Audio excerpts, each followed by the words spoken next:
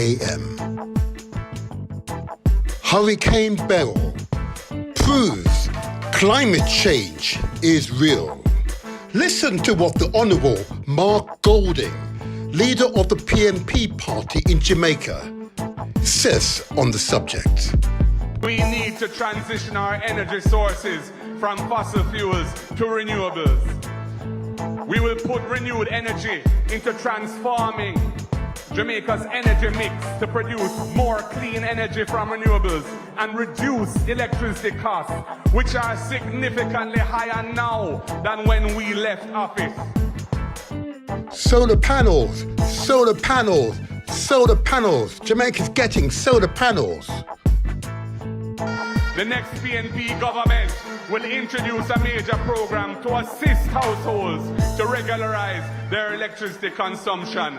And we will include, as part of the regularization process, the installation of solar panels at people's homes so that ongoing electricity usage of regularized customers is more affordable and also reduces Jamaica's carbon footprint.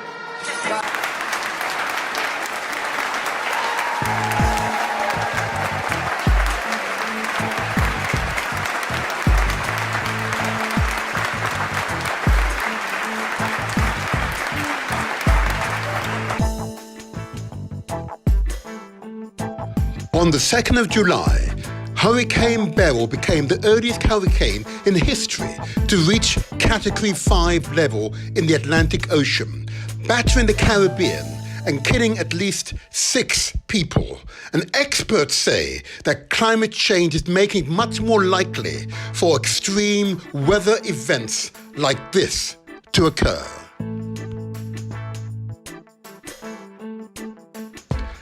Beryl hit the southern Windward Island at Category 4 strength on the Saffir-Simpson scale on the 1st of July. It made a direct hit on Grenada and had a major impact on St. Vincent and Grenadines, small islands with little experience in coping with Category 4 hurricanes. At its peak, Beryl was a top-ranked Category 5 on the Saffir-Simpson scale. It was at major hurricane intensity where it passed near Jamaica and the Cayman Islands and then moved towards the east coast of the Mexico's Yucatan Peninsula. In addition to the violent winds, Beryl caused massive coastal floodings. For instance, storm surges increased water levels by 6 to 9 feet above the normal tide levels in Jamaica, and then rainfall totals of 4 to 8 inches and locally up to 12 inches along the coastlines.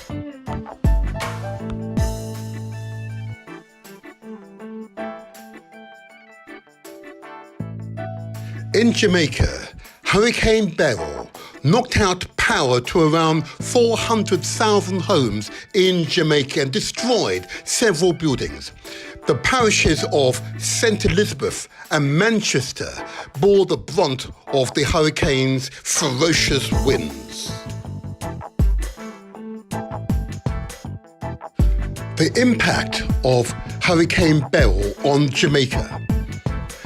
10.25 billion Jamaican dollars to maintain and repair roads, 1.8 billion Jamaican dollars to maintain and repair hospitals, $1 billion Jamaican dollars to support the agricultural sector, 797 million Jamaican dollars to support and maintain schools.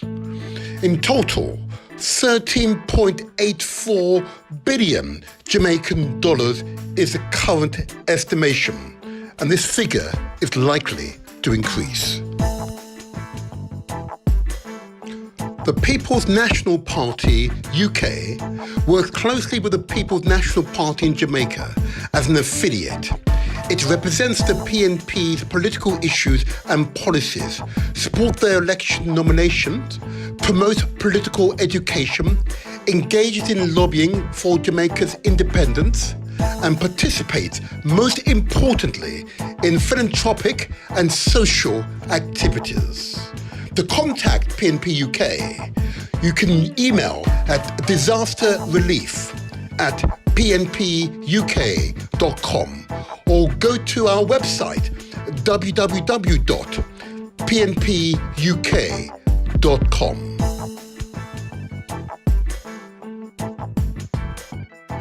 Support PNP UK's Hurricane Beryl's Disaster Relief Fund. We want to support those in greatest needs. Purchases would include non-perishable foods, bed kits, sheets and pillows, children's and adult diapers, tarpaulin, zinc for roofing, building materials and other vital needs for those in greatest needs. Please give generously. The People's National Party UK's bank details are as follows.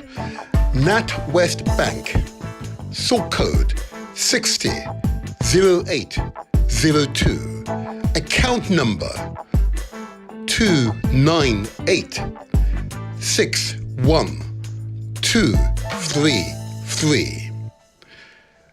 Donations by bank transfer should state in the reference DRF Beryl. I repeat, DRF Beryl.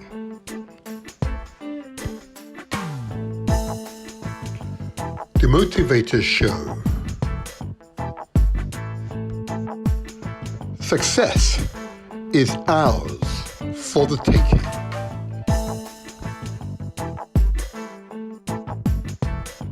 Subscribe to our YouTube channel. It's free. Press the like button and don't forget to leave a comment.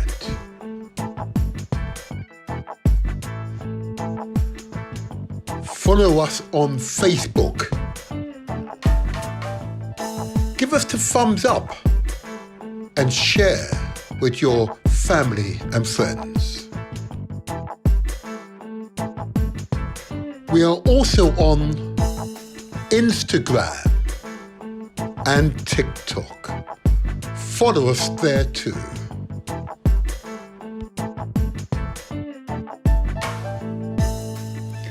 You can listen to us on galaxy.net and also Mixcloud too.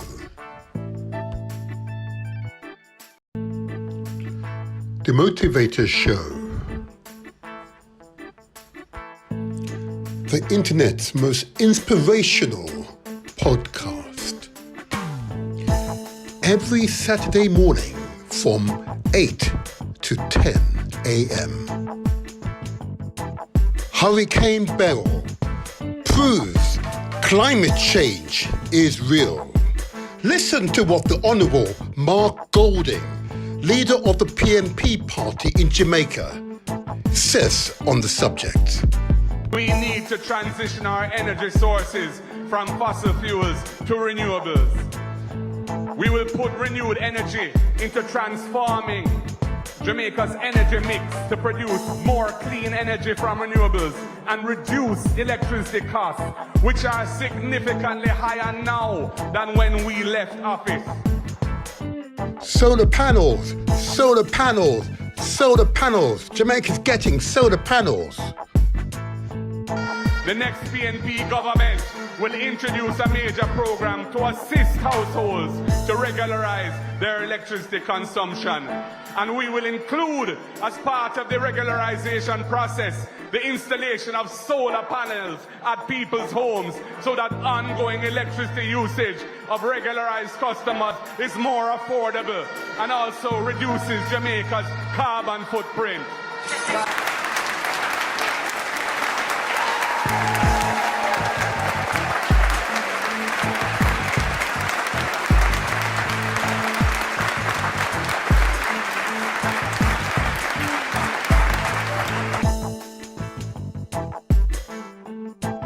On the 2nd of July, Hurricane Beryl became the earliest hurricane in history to reach Category 5 level in the Atlantic Ocean, battering the Caribbean and killing at least 6 people.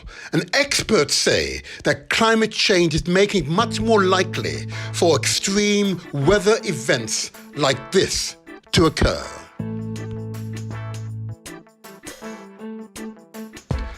Beryl hit the southern Windward Island at Category 4 strength on the Saffir-Simpson scale on the 1st of July. It made a direct hit on Grenada and had a major impact on St. Vincent and Grenadines, small islands with little experience in coping with Category 4 hurricanes. At its peak, Beryl was a top-ranked Category 5 on the Saffir-Simpson scale. It was at major hurricane intensity while it passed near Jamaica and the Cayman Islands and then moved towards the east coast of the Mexico's Yucatan Peninsula. In addition to the violent winds, Beryl caused massive coastal floodings. For instance, storm surges increased water levels by 6 to 9 feet above the normal tide levels in Jamaica, and then rainfall totals of 4 to 8 inches and locally up to 12 inches along the coastlines.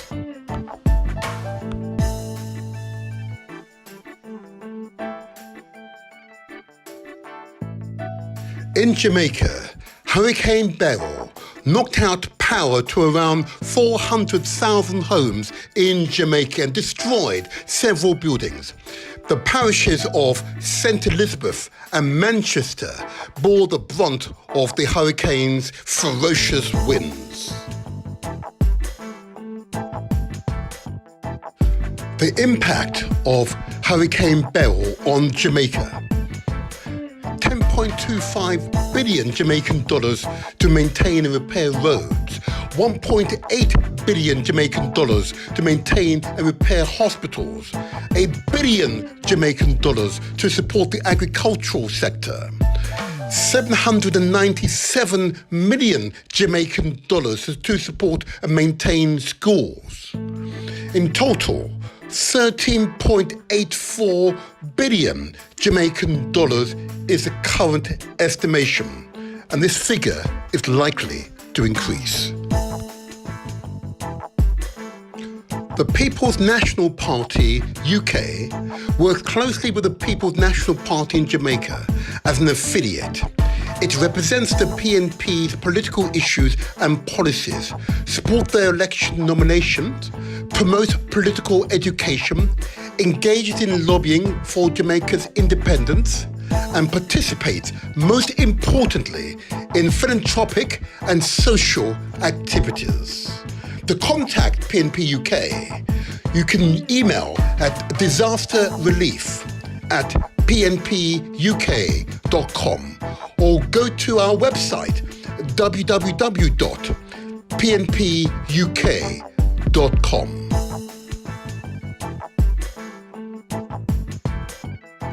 Support PNP UK's Hurricane Beryl's Disaster Relief Fund.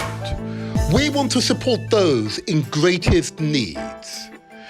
Purchases would include non-perishable foods, bed kits, sheets and pillows, children's and adult diapers, tarpaulin, zinc for roofing, building materials, and other vital needs for those in greatest needs. Please give generously. The People's National Party UK's bank details are as follows. NatWest Bank, sort code 600802, account number 298612333. Donations by bank transfer should state in the reference DRF Beryl. I repeat, DRF Beryl.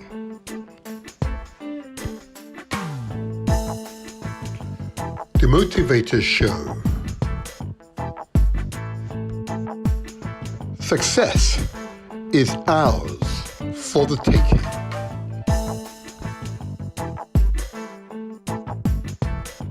Subscribe to our YouTube channel. It's free. Press the like button and don't forget to leave a comment.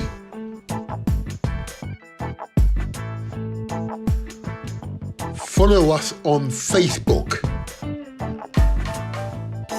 Give give us the thumbs up and share with your family and friends. We are also on Instagram and TikTok. Follow us there too.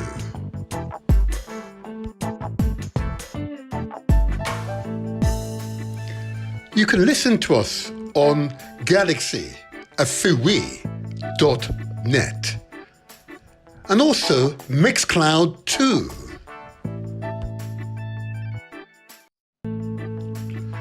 The Motivator Show,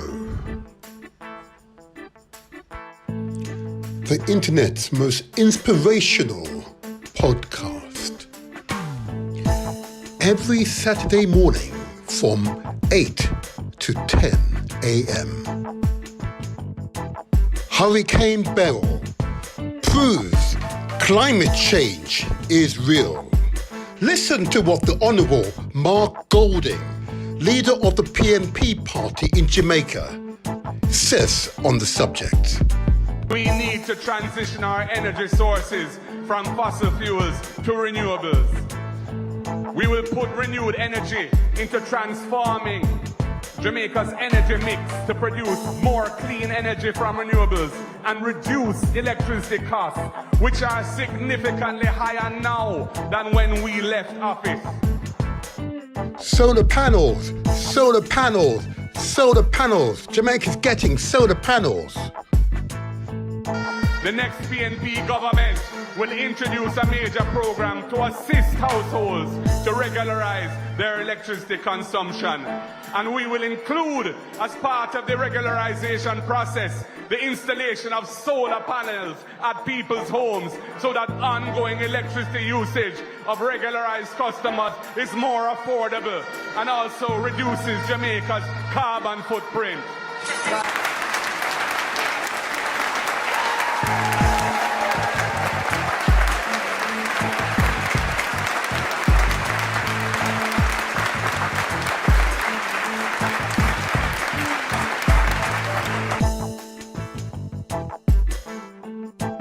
On the 2nd of July, Hurricane Beryl became the earliest hurricane in history to reach Category 5 level in the Atlantic Ocean, battering the Caribbean and killing at least 6 people. And experts say that climate change is making it much more likely for extreme weather events like this to occur.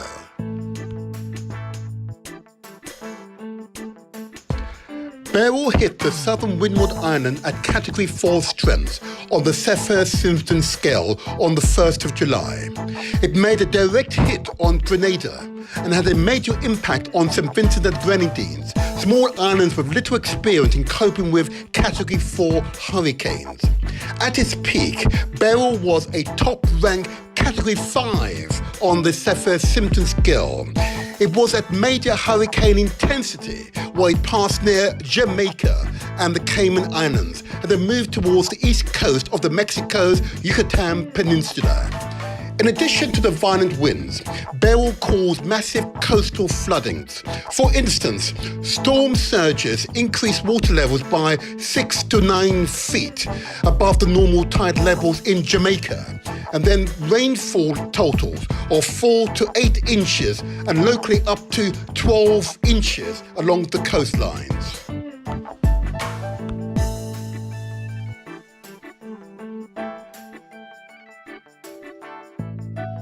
In Jamaica, Hurricane Beryl knocked out power to around 400,000 homes in Jamaica and destroyed several buildings. The parishes of St. Elizabeth and Manchester bore the brunt of the hurricane's ferocious winds. The impact of Hurricane Beryl on Jamaica. 10.25 billion Jamaican dollars to maintain and repair roads, 1.8 billion Jamaican dollars to maintain and repair hospitals, $1 billion Jamaican dollars to support the agricultural sector, 797 million Jamaican dollars to support and maintain schools. In total, 13.84 billion Jamaican dollars is the current estimation, and this figure is likely to increase. The People's National Party UK works closely with the People's National Party in Jamaica as an affiliate. It represents the PNP's political issues and policies, supports their election nominations, promotes political education, engages in lobbying for Jamaica's independence, and participates, most importantly, in philanthropic and social activities. To contact PNP UK, you can email at disasterrelief@pnpuk.com or go to our website www.pnpuk.com.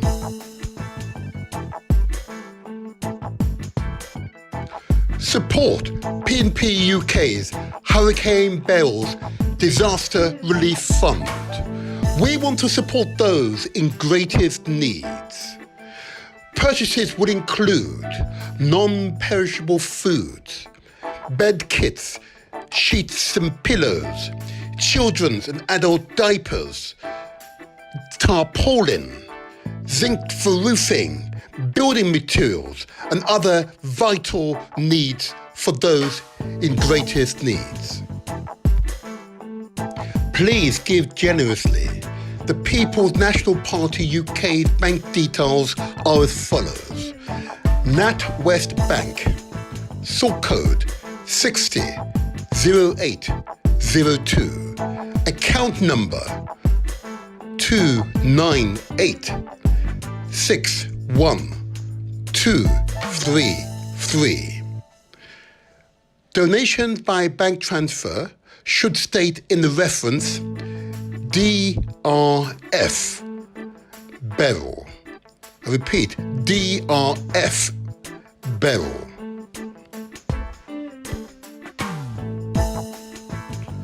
The Motivator Show. Success is ours for the taking.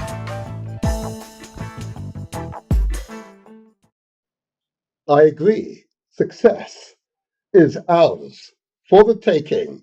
How you feeling, people? This is the Motivator Show. This is where we translate our words into action and where success is ours for the taking. Here's the motivator. I'm feeling fantastic. How are you feeling? Well, I'm feeling great.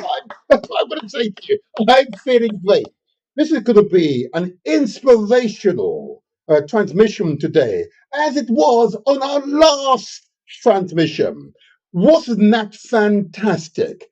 I want to give it up, a big thumbs up to all the Ghanaians out there. A wonderful people, wonderful culture, high civilization. Oh yeah, oh yeah. And if you're in London, or you in London on the 28th of this month, that's Sunday the 28th of this month, want to come along to the Aquaza Day, the day of the Golden Stool, yeah, around which people convene, interact. You have the opportunity to see genuine African royalty in their splendor. Oh yeah, I will be there. I will be there. In fact, what I'm going to do, I'm going to play a little video of it because I'm so overwhelmed. Here we go. Let me put it on now for you. Here we go. Listen to this. Aquaza Day Festival 2024. The Day of the Sacred Golden Stool. Visit Camberwell Green in London on Sunday the 28th of July 2024 to witness this amazing event. You are all most welcome. And indeed, you are all most welcome. I'll be there. High civilization, example of it. And were not my wonderful guest an example of the richness, the culture, the high civilization that is characterizes many of the civilizations across the continent of Africa. It's just that that information is simply suppressed. Here on the Motivator Show, this is where we de-brainwash. This is where we translate those wonderful words into action. But today's show, trust me when I say to you, will be truly inspirational. This show, goes out on many platforms. I'm just going to remind you of those platforms that this show goes out on. You may wish to consider in the future. Put it on the screen. Of course, those of you on YouTube will be well aware that we're on YouTube under The Motivator Show. Those of you viewing us via Facebook will all recognize we are also on The Motivator Show on the Facebook page. Of course, we're also on Mixcloud under The Motivator Show. Galaxy, Fiwi.net, again, The Motivator Show. An excerpt goes out on both Instagram and, of course, TikTok under, again, The Motivator Show. I encourage you, spread the word to your friends and families. Yeah? Find out which is the best platform for you. And that's where you can contact us. We are here to stay. Yeah, one goes down, the other's working. Yeah, no worry. I know about these outages, but it's not affecting us. Why? Because we have ample redundancy built into our system.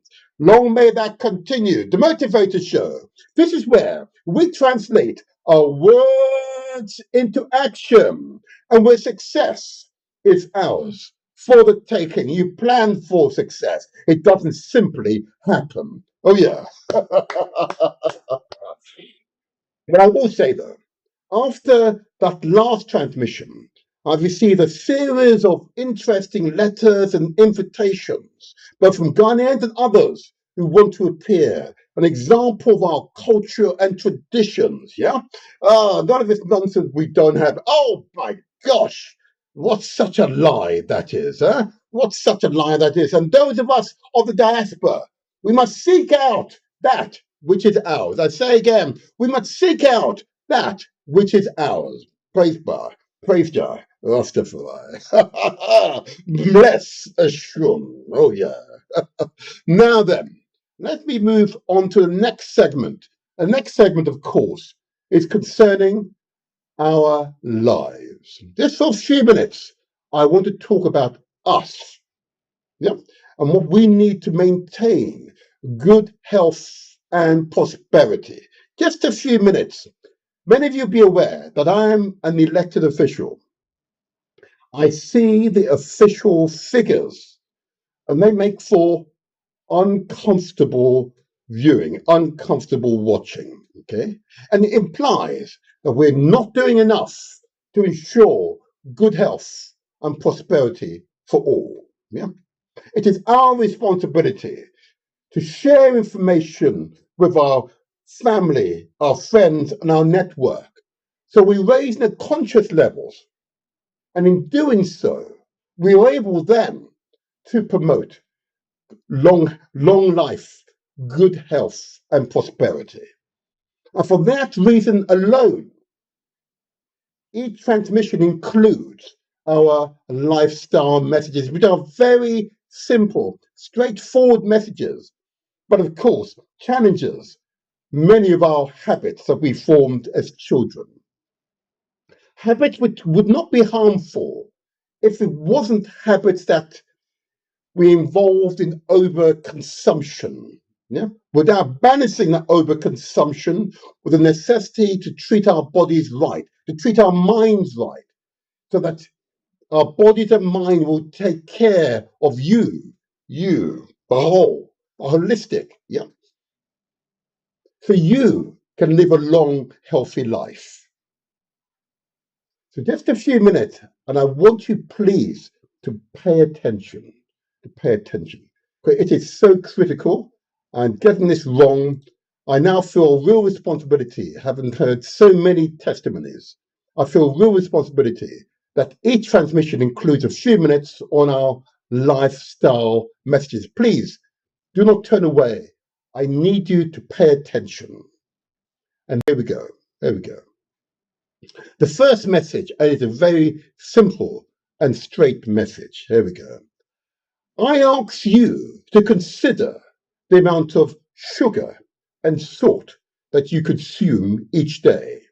Sugar is one of those ingredients in our cuisines, particularly from the Caribbean, most certainly, yeah, where you have all those wonderful sugar canes, yeah, plantations, yeah. So sugar has become an integral part of our cuisine. The challenge, of course, is the overconsumption of sugar. So many of the Caribbeans, Africans from the Caribbean here, adopt the high sugar cuisine with many, many detrimental impacts. And one most notable impact, of course, is diabetes, the prevalence of diabetes with our family groupings. It is estimated here in Britain, the National Health Service spends more than £26 billion sterling on treating people with diabetes. Yeah? And in much of it, type 2 diabetes is avoidable. The overconsumption of sugar is the primary cause. There are some other ancillary causes, but most certainly the overconsumption of sugar is the primary cause, overwhelming our pancreas, which is responsible to secrete insulin, and therefore our inability then to break down sugar, so it becomes toxic to our bodies. I ask you to consider the amount of sugar that you consume each day. Equally, I ask you to consider the amount of salt that you consume each day. Again, salt is one of those ingredients in our cuisine, supposedly to enhance the flavor of our food. A fallacy. It's false, not true. Yeah? But that notion has been embedded into our ideas, the way we think about food. It requires salt, but actually it does not. Yeah, generally in food alone, there is ample, sufficient salt. Yeah. But I say to you, often we just simply consume too much salt. The net impact of salt, of course, it causes the hardening of the arteries, and then consequently, our heart has to pump with even greater vigor. And that greater vigor means raising our blood pressure or hypertension, high blood pressure. And there you have it. And many of you will recognize, yep, 1 in 3 or so of our families with members with high blood pressure, often undiagnosed high blood pressure until an incident happens and then you discover you have high blood pressure. So I simply ask you to consider the amount of salt that you consume each day and consider whether or not you are over consuming. Okay, we only require a few grams of salt each day, and we most certainly, I say again, most certainly do not need the amount of sugar that we consume each day, because it's very present in many of those foods, those sweet drinks, those cakes, and so on. We don't need it. Equally, I ask you to consider the amount of carbohydrate that we consume. In our case, carbohydrates are primarily derived from wheat-based foods and, of course, some root vegetables, such as potatoes, and I'm going to say the yam. The consequence of the overconsumption of carbohydrates is that our bodies believe that we want to store food in anticipation of famine, drought, yeah, a period in which you will not have access to nutrients. So our bodies assume, because we're overconsuming it, that we must be trying to accumulate fat so that we can live longer. But actually, nothing could be further from the truth. We overconsume, yeah, on carbohydrates, with the consequence it has negative impacts on our bodies. And many of you will recognize this as you look around yourselves. The experts tell us we need no more than a fistful of food per sitting. Yeah, a fistful. Yeah, I'm going to assure you, I'm gradually getting to that fistful, and I'm assuring you, I'm not feeling hungry afterward. The adjustment is doing wonders for my general health and well-being. My feeling of vigorousness has continued to increase. So I ask you to consider the amount of carbohydrates that you consume each day. There you are. I can ask you to consider it. And if in doubt, please speak to an expert, someone who has access to your medical record and can provide you with individual advice. The fourth ingredient I ask you to consider is, of course, fat. Fat is usually not deliberately added to our food, but it's present, particularly in meat. Yep. On the screen, you could see an example of raw meat. It has to be raw so you can actually see the fat. Yeah. You can see the meat, you can see the fat. The fat is that white streaks in the meat. And yes, we often buy this meat from butchers. Yeah. This is what often our food is cooked with, through meat that looks just like this. But of course, that white streak is simply fat, or cholesterol is another word, yeah? And the negative impact is proven time and time again it has on our bodies. Yes, you need a certain amount. Yeah, yes, you need a certain amount. But actually, the amount that we currently consume is way above our daily requirements. And as a consequence, has a negative impact on our general health and well-being. And those of you who love to fry the food, oh my gosh, yeah, you dunk it in oil. In other words, yes, fat. Yeah, that's what we're doing to ourselves. I ask you to consider the amount of fat that you consume each day. And in considering it, I ask you to consider reducing how much you are currently consuming. The effect on the outside of the body is obvious, but often we don't see the effect on the inside of our body. And here on the screen, you see an example of an artery. There you go. A partially blocked artery. Often if that blockage is caused by the overconsumption of the ingredient which I've mentioned, carbohydrates and the fat, and I'll get onto the starch in a moment. Yeah, this is the direct causal impact of what we eat and the impact it has on our bodies. Partially blocked veins, yeah, partially blocked arteries. And this can lead to dangerous conditions. You can see the blockages, you can see the struggle the blood is going to get through that blockage. And of course, the heart has to beat with even greater vigor in order to get the blood past this blockage. I ask you to consider the impact of your food and your lifestyle on the insides of your bodies. There it is on the screen. And the last ingredient that I need to give light to, and that is starch.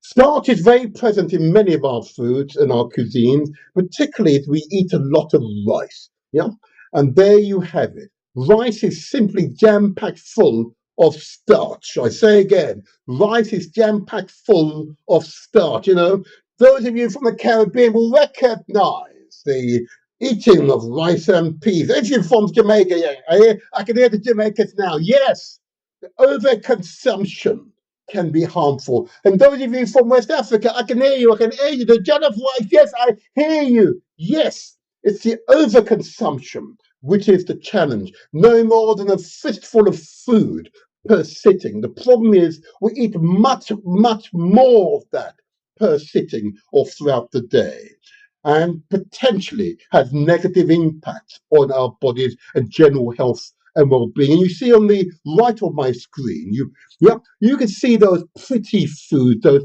fairy cakes, those sweetie biscuits, yeah? This is what we love to give to children. You see those sweetie donuts? Yeah, this is what we love to give to children, and they develop these poor habits and take those habits into adulthood. I ask you to consider the amount of starch that you consume each day. Yep, there's a direct causal link between the overconsumption of sugar, salt, carbohydrates, fat, and starch, and our general health and well-being. And here you have it on the screen, an outward manifestation of the impact of our lifestyle. And here you have on screen a lady and gentleman with bloated shoulders, bloated chest, bloated abdomens, bloated thighs, and bloated bottoms, or buttocks in, in polite company. This is a direct causal link between what we eat and our lifestyle and the impact it has on our bodies.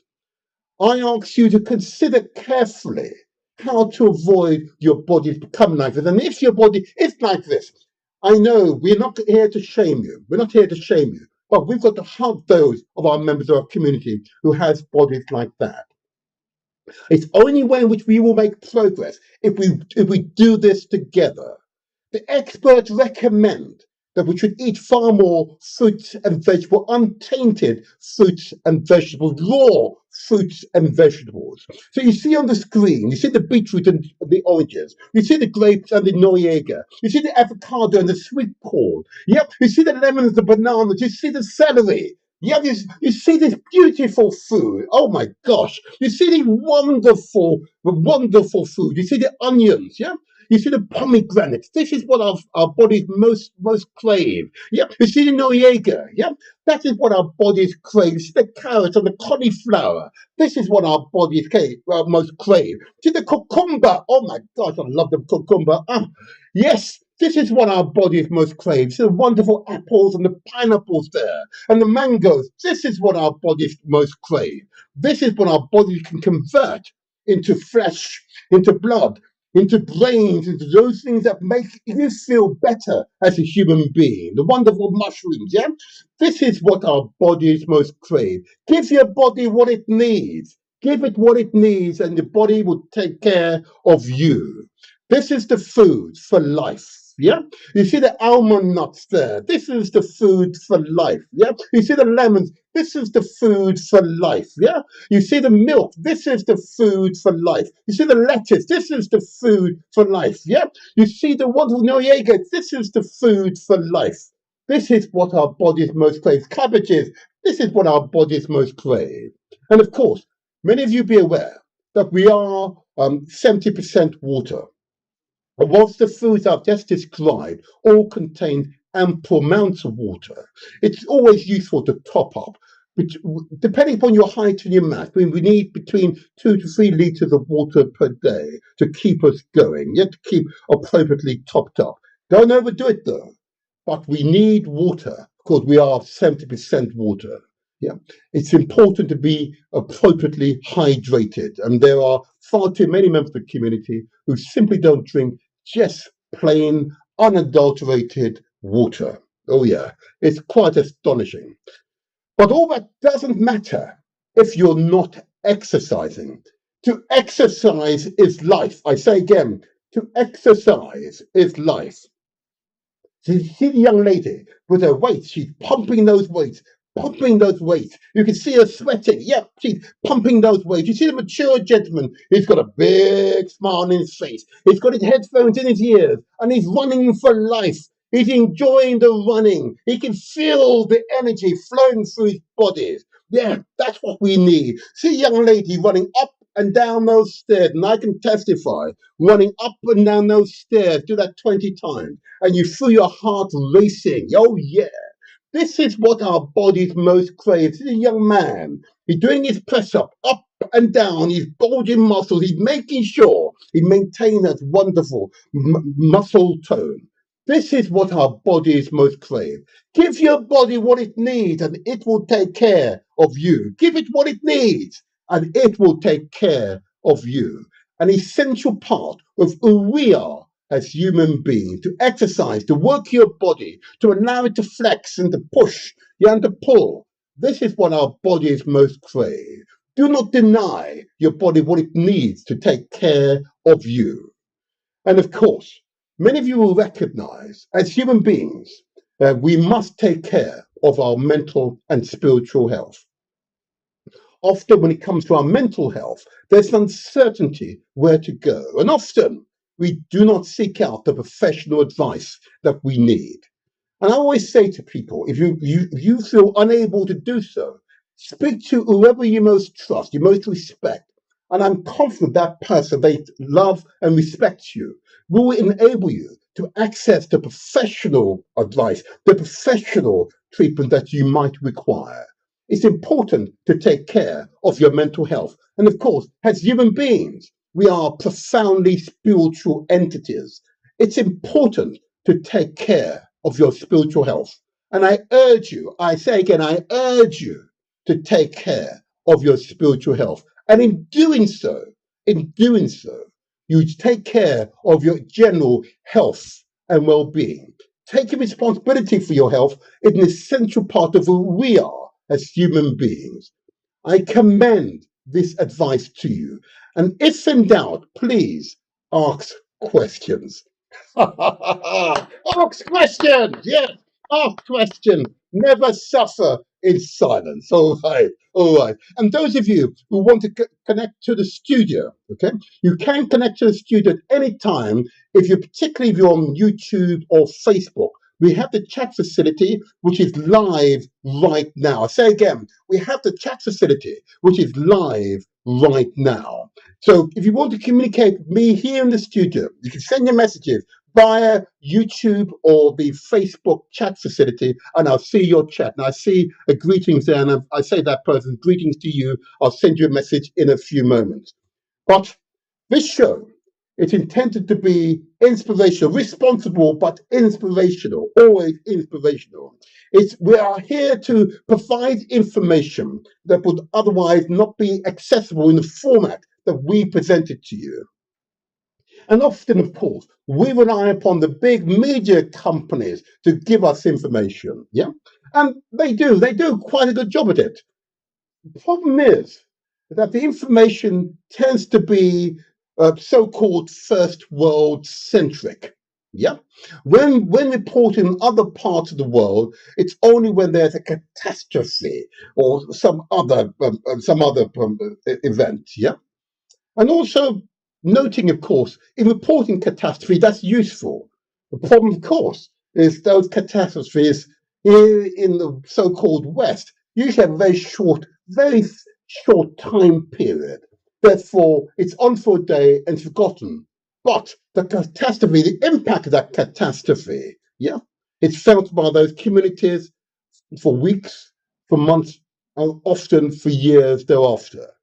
Today's show will address one such catastrophe, and I'll get on to that in a moment.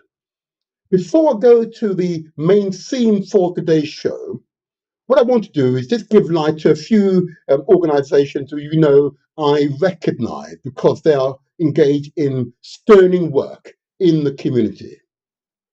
The first organization I wish to give light to, of course, and one you will all recognize why I do this.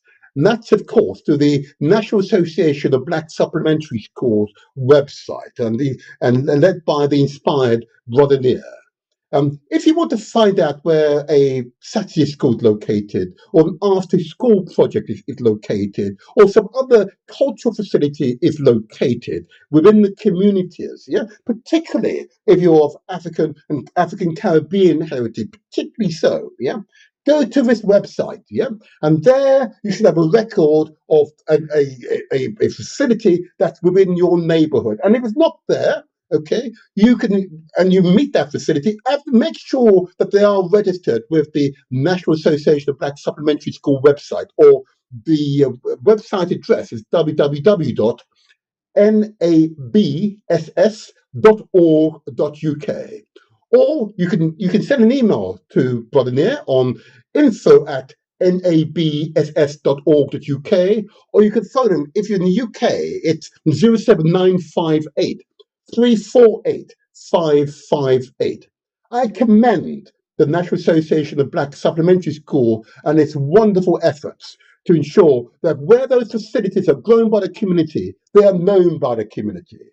I commend that organization to you. An example of collective working which has ramification impact throughout the community, throughout the country, here in Britain. There's another organization I want to give light to, an organization and a country that we all must continue to pay attention to. And I'll put it up on the screen now. And that's, of course, Nigeria. Yep, Nigeria, Africa's most populous country, with incredible potential to become Africa's first African lion state. Yeah. By that I mean an advanced economy full of technology where it's safe. Yep, where there are good jobs, yep, good health system, where the government manages the economy well, yep, and provide public services well. That is the ambition of NINAS. Okay, if you want to transform Nigeria, enjoying with people who share that vision without this outline, I commend the NINAS organization to you, Nigeria. And Ndidi, I'll be talking to you very soon. We need to get you back in the studio. We need an update on the progress of NINAS. And those of you who wish to find out more about NINAS, go to their website, which is www.nisvoice.org. NINASvoice.org. NINASvoice.org.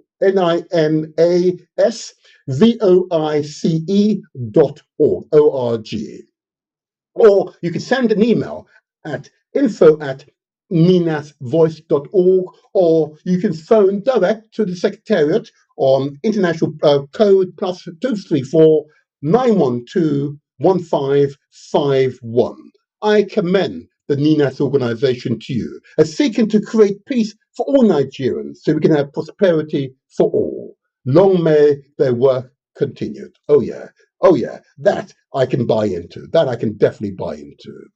And if I may, I want to give light to an issue that's still ongoing here in the UK, and that is the Windrush scandal. Okay, and those of you who are affected by Windrush, I strongly advise that you seek out legal advice and ensure that your stay in this country is not affected by the hostile environment in the Home Office. Yeah, that was the marker of the previous government. The new government, I know, are looking at this issue and were seeking to seek restoration of those rights that we had when many of us came to Britain. But if you need immediate legal advice, contact the Windrush Legal Advice Clinic. They're based at 58 Bank Street in the West Midlands, postcode WV148PD.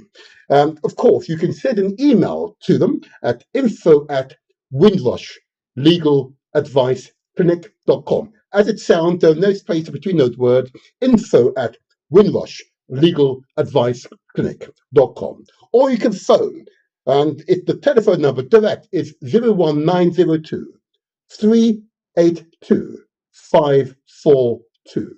I commend the Windrush Legal Advice Clinic to you. And of course, you recall we had these legal beagles in the studio, and in fact, I should get them in again for them to provide an update on progress made to date, and hopes for the new government really addressing this issue and resolving it once and for all.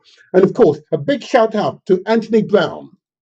A big shout out to Anthony Brown, the author of the Windrush Legal Act, the act that we wish to see go through Parliament, that enshrines in law, and changes the paradigm, as it were, so that those who are legally entitled to be here are not harassed, do not suffer inconvenience, loss of income, access to public health services, because the Home Office have got it wrong yet again.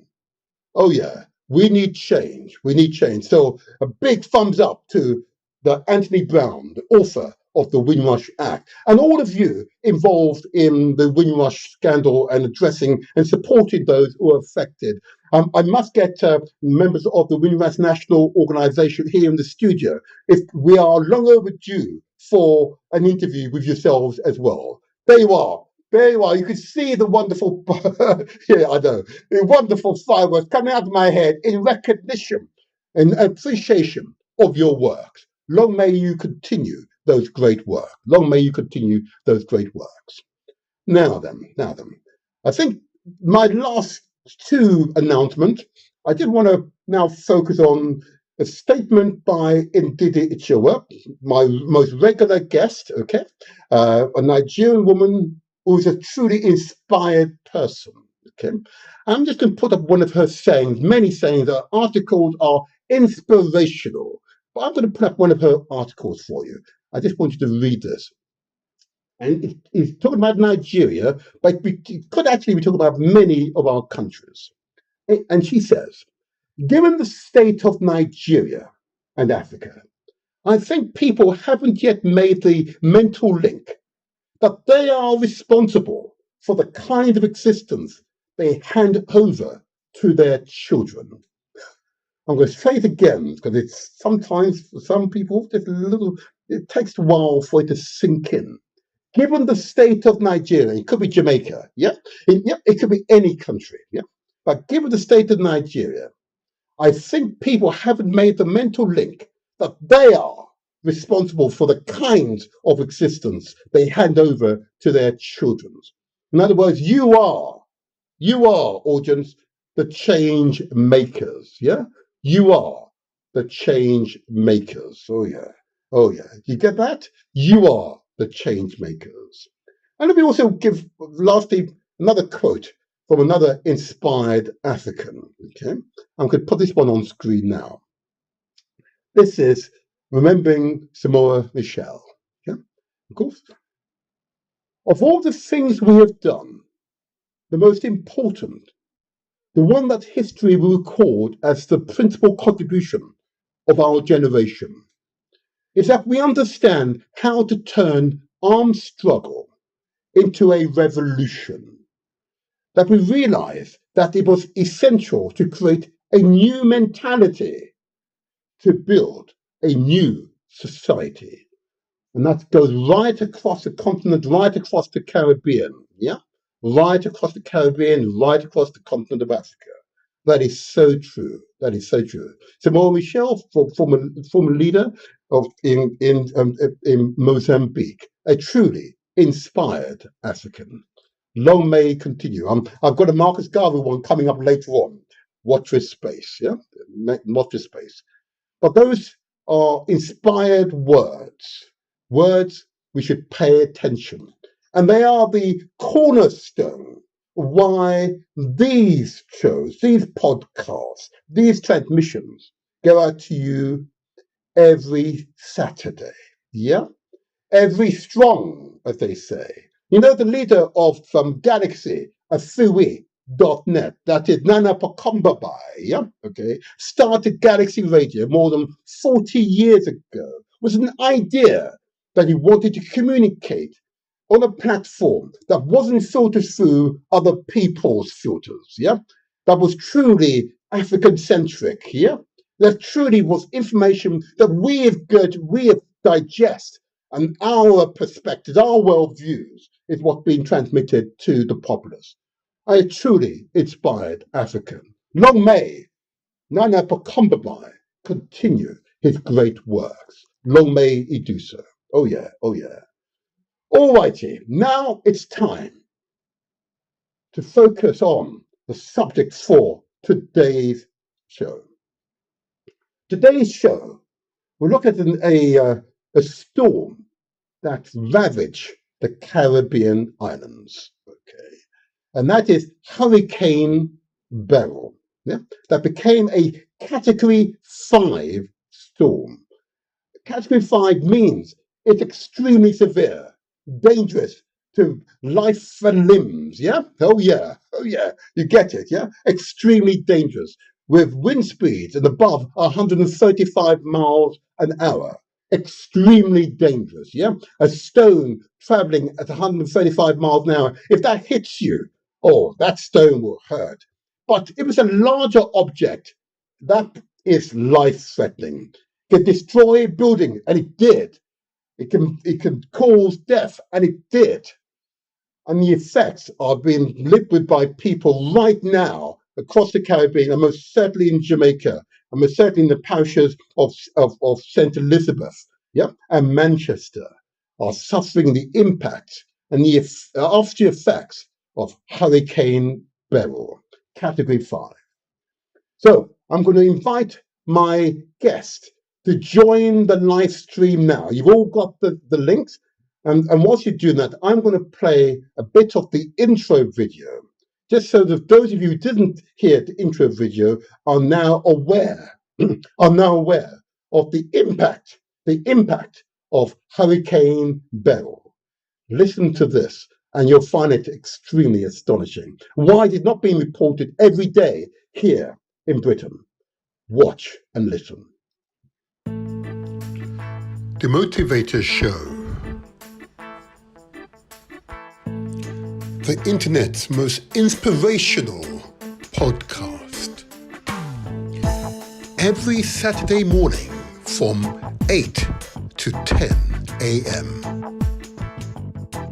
Hurricane Beryl proves climate change is real. Listen to what the Honourable Mark Golding, leader of the PNP party in Jamaica, says on the subject. We need to transition our energy sources from fossil fuels to renewables. We will put renewed energy into transforming Jamaica's energy mix to produce more clean energy from renewables and reduce electricity costs, which are significantly higher now than when we left office. Solar panels, solar panels, solar panels. Jamaica's getting solar panels. The next PNP government will introduce a major program to assist households to regularize their electricity consumption. And we will include, as part of the regularization process, the installation of solar panels at people's homes so that ongoing electricity usage of regularized customers is more affordable and also reduces Jamaica's carbon footprint.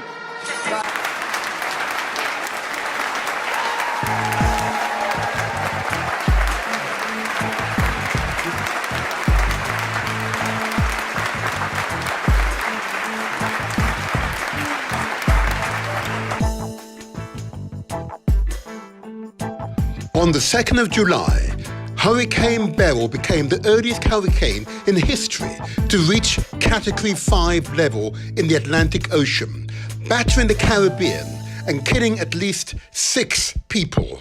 And experts say that climate change is making it much more likely for extreme weather events like this to occur.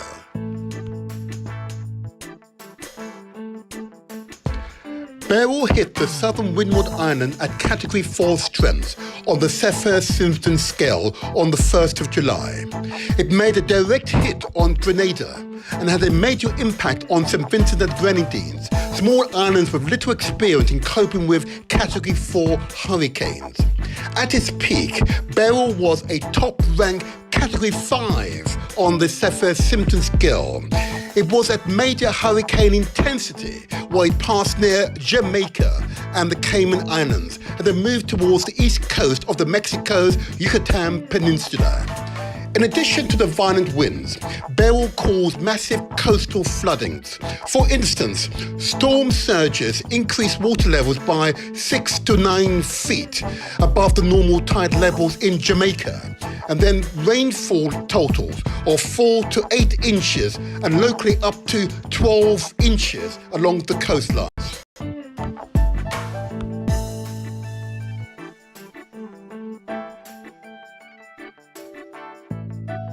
In Jamaica, Hurricane Beryl knocked out power to around 400,000 homes in Jamaica and destroyed several buildings. The parishes of St. Elizabeth and Manchester bore the brunt of the hurricane's ferocious winds. The impact of Hurricane Beryl on Jamaica. 10.25 billion Jamaican dollars to maintain and repair roads, 1.8 billion Jamaican dollars to maintain and repair hospitals, $1 billion Jamaican dollars to support the agricultural sector, 797 million Jamaican dollars to support and maintain schools. In total, 13.84 billion Jamaican dollars is the current estimation, and this figure is likely to increase. The People's National Party UK works closely with the People's National Party in Jamaica as an affiliate. It represents the PNP's political issues and policies, support their election nominations, promotes political education, engages in lobbying for Jamaica's independence, and participates, most importantly, in philanthropic and social activities. To contact PNP UK, you can email at disasterrelief@pnpuk.com or go to our website www.pnpuk.com.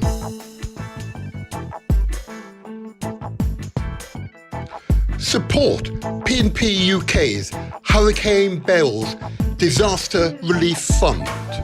We want to support those in greatest needs.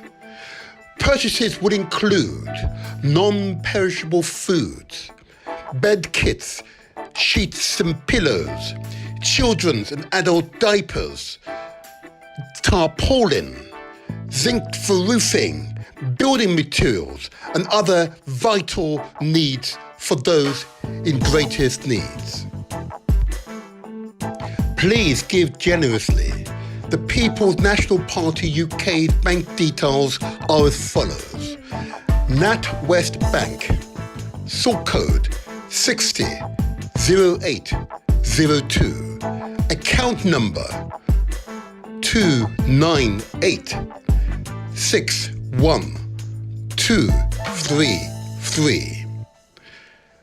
Donations by bank transfer should state in the reference DRF Beryl. I repeat, DRF Beryl.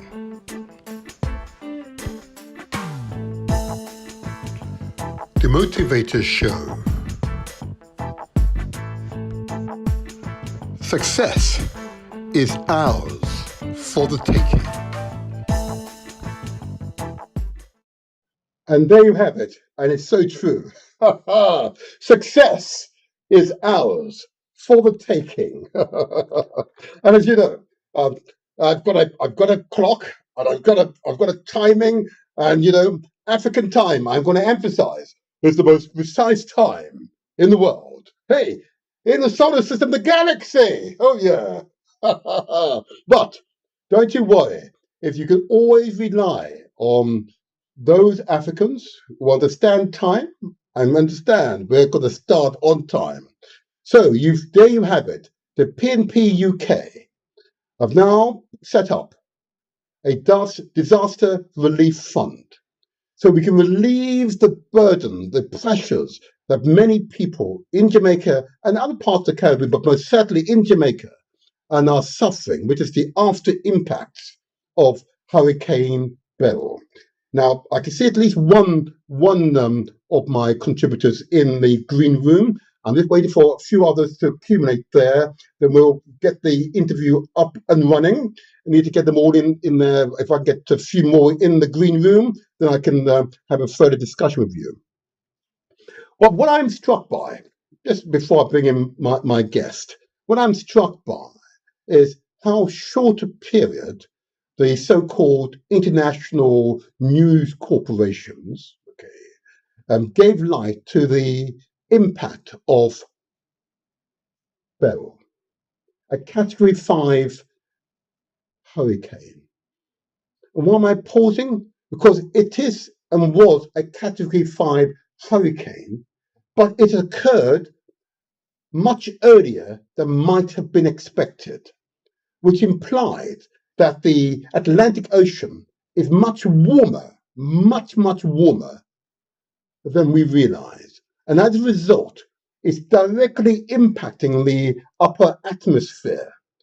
And the impact is that these storms are now occurring much earlier than they traditionally would. And that means for those countries, particularly those countries like in islands and low-lying cities across the world, are all now vulnerable. Most certainly, islands in the Caribbean, are definitely vulnerable. Particularly where those islands are relatively low rise.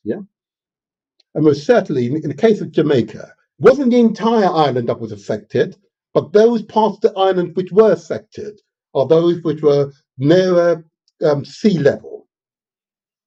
And therein lies the problem. We are well aware that the Arctic and Antarctic ice is melting. The consequence of that is, what will happen?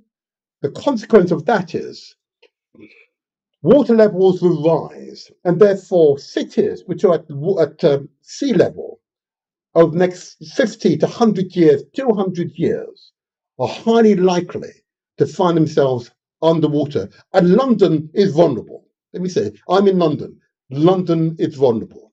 But most certainly, islands in the Caribbean are most certainly vulnerable. And the impact will be devastating in those economies. Impact will be devastating. So it is our obligation, our obligation to support those economies, support those who are directly impacted by climate change. When in fact, the perpetrators are here in Europe and America. Yeah, that primarily are the main perpetrators. Britain, France, Germany, Spain, Italy, Holland, Belgium, America, Canada are the main causes of climate change over more than 100 years, pumping into the atmosphere billions upon billions of tons of carbon. And that carbon is creating a blanket in the atmosphere. So when the sun shines, the sunshine goes through, but then the heat cannot escape into the upper atmosphere, and therefore is contained in the lower atmosphere. That's it, simply described, and that is climate change. The impact on our climate over the next decades, centuries, will be profound. We're all well aware of the dangers, and we are now suffering the consequences right now in the Caribbean. The signs are the omen for what will come to the rest of the world. So we have no choice but to respond positively to the call by the People's National Party, UK. It's called that, but actually it's a social enterprise. It is there to support people, but most certainly in the case of Jamaica, and the impact it's had on that part of Jamaica has and is profound. Okay. So here we go now. Here we go. I'm going to bring in some of the guests. Others will join us. I know. I've just checked that I see a few messages coming up. That's fine. I'm going to bring in some of the guests, and others will join, I'm sure, soon enough. Soon enough. I'm going to bring in a few now. So let's talk about this organisation. Let's talk about the Disaster Relief Fund, why they're doing it, and why we should all give generously. Let's see if I can get the technology to work without any problem. Let's bring in the young lady first of all. I'm going to call her a young lady. Here we are. Well, there she is. When you see her, you want to. Oh, there she. The young lady. Thank you. I not say it. Good morning, comrades. How are you? Good morning to you. Good. And keep talking. I'm going to adjust your volume. Keep talking. You've got a wonderful soft voice. Okay. All right. Thank you for your introduction. It was full and it was in depth, and sets out very clearly the situation, the position that we are all in, not only in Jamaica, but in the Caribbean, potentially, as you quite well said, it will get worse. It will get worse. Can I'll just hold that for a moment. I'm going to bring in my other guest. I've got your volume right now then, so we can hear you clearly now. And beautiful introduction, as I may say. So I'm going to ask you to introduce yourself with your name, but let's bring in the other guest into the stream. Is he still there? I'm going to bring you in now. There we go. Bring that other guest in. Oh, I wonder if you can hear us all right. Oh, you're on mute according to my system. Sir, you are still on mute. Oh no, he's walking down the stairs. I was too early. Was I? Okay. You're muted at the moment. You're muted, sir. You are muted. You just activate your mic. Can activate your mic. I can't. Oh, there you are. I think you're unmuted now. Good morning to you. Talk now. Grand Rising, Grand Rising. Ah, that's better. Grand rising to you. Grand rising to you. And good morning. Your sound is good. Your sound's good. I'm going to ask you to pause for a moment. I'm going to go back to the young lady. I'm going to ask her to introduce herself. Just say who you are. You're both members of the PNP UK. Just introduce yourself. Just say who you are and what position you hold and so on. Just say a little bit about yourself. Go ahead. So I am Doreen Amos, and I am PNP UK's secretary. Wonderful, wonderful. Thank you for joining us. Thank you for joining us. And sir, could you just introduce yourself, your name, and just confirm you're a member of the PNP? Just go ahead. Go ahead. Yeah, my name is Desmond Clark. I'm a member of PNP UK. And Grand Rising, my comrade The Amos. motivator. The motivator And here. rising to you, sir. Good morning to you. Well said. Well said. Well said. Yeah. Okay, so hold those horses. I see another guest is joining us. If we can bring in that other guest. Good. They're all joining at the right time. And I'm going to bring my other guest into the studio now. And this works. Beautiful, beautiful. I've got another comrade here. Comrade, can I ask you also, please, to introduce yourself? Just say your name and just confirm if you are a member of the PNP. Yes. Comrade Waters, go ahead and introduce yourself. Yeah. Oh, yes, Comrade Walters here. I'm being a member of the PNP. Okay. Good morning to everyone, all the comrades. Yeah, Grand Rising. There you are. There you are. There you are. I know there are a few others who will join us, I'm sure, but I'm going to push on this when it's 9 o'clock. So the PNP has set up a Hurricane Beryl Disaster Relief Fund. Okay. I'm not sure who wants to go first. Can you explain why the PNP has made that decision? And in fact, before I begin, I should make a declaration. I'm also a member of the PNP. And of course, I'm also the chairman of PNP UK, just so the audience know. So anyway, I'm going to go to you, Doreen, first of all. Just explain why we've set up the Disaster Relief Fund. Well, it's a call. It's a call to action. Our fellow Jamaicans are in need. You've made it clear, and in the news that has reached our shores, the most affected area is Region 5, Manchester and St. Elizabeth. We are called to action. We are called to send relief, to help those most in need. The fund is set up where we have a representative in Jamaica who will facilitate the relief that gets sent to Jamaica. That representative will coordinate with other comrades distribution of items to people and businesses, buildings that are in greatest need, the people who are in greatest need. That representative will purchase items, care packages that are already prepared in Jamaica for purchase to distribute. She will represent us. She will be accountable to us for all that is done in those areas. I say we support generously, we give generously. We are called to action. The trumpet has been called for us. I might play that later on. I like that. What a wonderful ending. Thank you, Comrade Amos. Can I just go to you, Comrade Desmond? Why, in your view, is it an important initiative to set up this disaster relief fund? What can we as Jamaicans here in Britain contribute to Jamaicans on the island who are experiencing strife as a result of the hurricane? Over to you. Comrade Desmond. Is that me? Yes.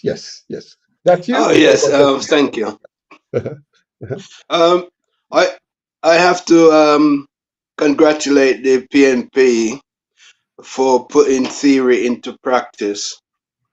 So often we hear people espousing different theory about what can be done, but the fact that PNP is doing it, PNP UK, is actually doing the work that is necessary. Yes. And from that, we can set what you would say a model for future action.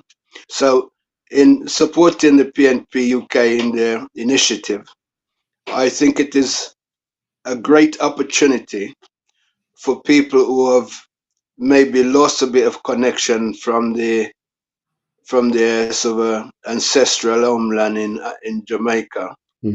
And for those who are connected already, will appreciate that the need is great and the resource is limited. Yes. So I would encourage not just Jamaican in the diaspora, but all people of goodwill and of humanity Mm. to support those who are less fortunate than themselves, who find themselves in a difficult situation due to no cause of their own. And I congratulate, as I said, the PNP UK for taking this initiative. And I'm confident that any money raised will go to those who need it. And I must also congratulate Comrade Chairman of the PNP UK in motivating us to call to arms, as it were, and Thank to you. do the best we can for our fellow citizen, Mhm. and to set a good example and challenge the stereotype that we don't help each other. Uh, So, congratulations. Thank you. Well said. Well said. Well said. Yes. Comrade Walters, why should those who are listening, whether you're Jamaicans or not, it doesn't matter, give generously? Why should they do so? Thank you, Comrade Chair, and also congratulations for organizing all of this. We are a social being. God made us to as a social being. We need each other to strive. We cannot live on our own. We cannot be over there in one corner and we see our next one suffering and we don't give. God teach the children of Israel to give, and all also to give to stranger, no matter who it is. Said entertain stranger because he was a stranger in a strange land. So therefore, if someone is suffering in need, whether they were neglectful in what caused it or not, that is not the problem or the issue. Is that we need to rally around them and give, and whatever caused the problem, then we also need to look at that and see how it can improve. So giving, of course, will bring us closer to the people, and we're not giving looking for anything in return. We're giving looking that they may be able to build up themselves, get Mhm. back on financial footing, and Mhm. move forward. They're not Mhm. looking for hands out. Jamaican people are quite proud. Everyone all over are proud. We have to, give and let people still feel humanity. You know, Mhm. um, in the church, we want to set up a food bank, Mhm. and of course we have to teach people how to give to people and not to humanize anyone, right? So you set out the food in a way and let them come and take and still feel they have the humanity. They don't feel less human. So Mhm. it's the way we give as well is important. So that is so we have to, I believe in giving no matter what, right? Well said. Okay. Yeah. Oh, well said. Well said. So I have to come to your church, yeah? I have to come to know. No I shall problem. visit. I've said it online. I will visit. I will visit. Yes. Those are inspired, wise words. Yeah? Inspired, wise words. If I can go back to you, Comrade Amos, and just for the audience, the tradition amongst PMV members is to refer to each other as comrades. Yeah. And that's a way of identifying us all each of us as being friends. Yeah, and it's gender neutral. I'm often saying comrade. It doesn't matter if you're male or female. It's gender neutral. Therefore, there's an equality of mahat balance, between the male and the female. Yeah, this is my heart warms when I hear these inspired Africans speaking. Yeah, Comrade Amos. Okay. Uh, Obviously, the need to give generously is great. It's absolutely right. Um, I- I've heard some testimonies from people of what impact it's had on their lives. I've seen in the report and spoken to family members and others on the island that whole villages have been flattened. Yeah, have you heard that? It's some of the reports I'm receiving are quite well unsettling, and why it is they are not receiving greater publicity, I just don't understand. What's your opinion? What's your opinion? Well, what I will say, that's where we play a role. That's where, if you've seen it, others have seen it. That's where we play a role. That's where our representative on the ground will be there to distribute, to put in place wherever possible, whatever we have sent down, our generosity to help assist, rebuild, replace. The running water is not everywhere. Electricity is not everywhere. Families and persons are still being hosted by other people. We play our role on the ground to make that progress, the recovery. You're right. You're right what you're saying. But this is where we play our role. Thank you, and that's important to note. Can I, before I go to you, Comrade Desmond, I'm just going to play a short excerpt of some statements made by the leader of the PNP party in Jamaica in relation to climate change and what an incoming, he says, PNP government would do if elected this year. I'm just going to play it and just get your reaction, because it's quite interesting. Just a small excerpt, so bear with me for a moment. Here we go. Let's bring it up on the screen now. Let's bring it up. Here we go. Let's see what you think of this. The Motivator Show. The internet's most inspirational podcast. Every Saturday morning from 8 to 10 a.m. Hurricane Beryl proves climate change is real. Listen to what the Honourable Mark Golding, leader of the PNP party in Jamaica, says on the subject. We need to transition our energy sources from fossil fuels to renewables. We will put renewed energy into transforming Jamaica's energy mix to produce more clean energy from renewables and reduce electricity costs, which are significantly higher now than when we left office. Solar panels. Jamaica's getting solar panels. The next PNP government will introduce a major program to assist households to regularize their electricity consumption. And we will include, as part of the regularization process, the installation of solar panels at people's homes so that ongoing electricity usage of regularized customers is more affordable and also reduces Jamaica's carbon footprint.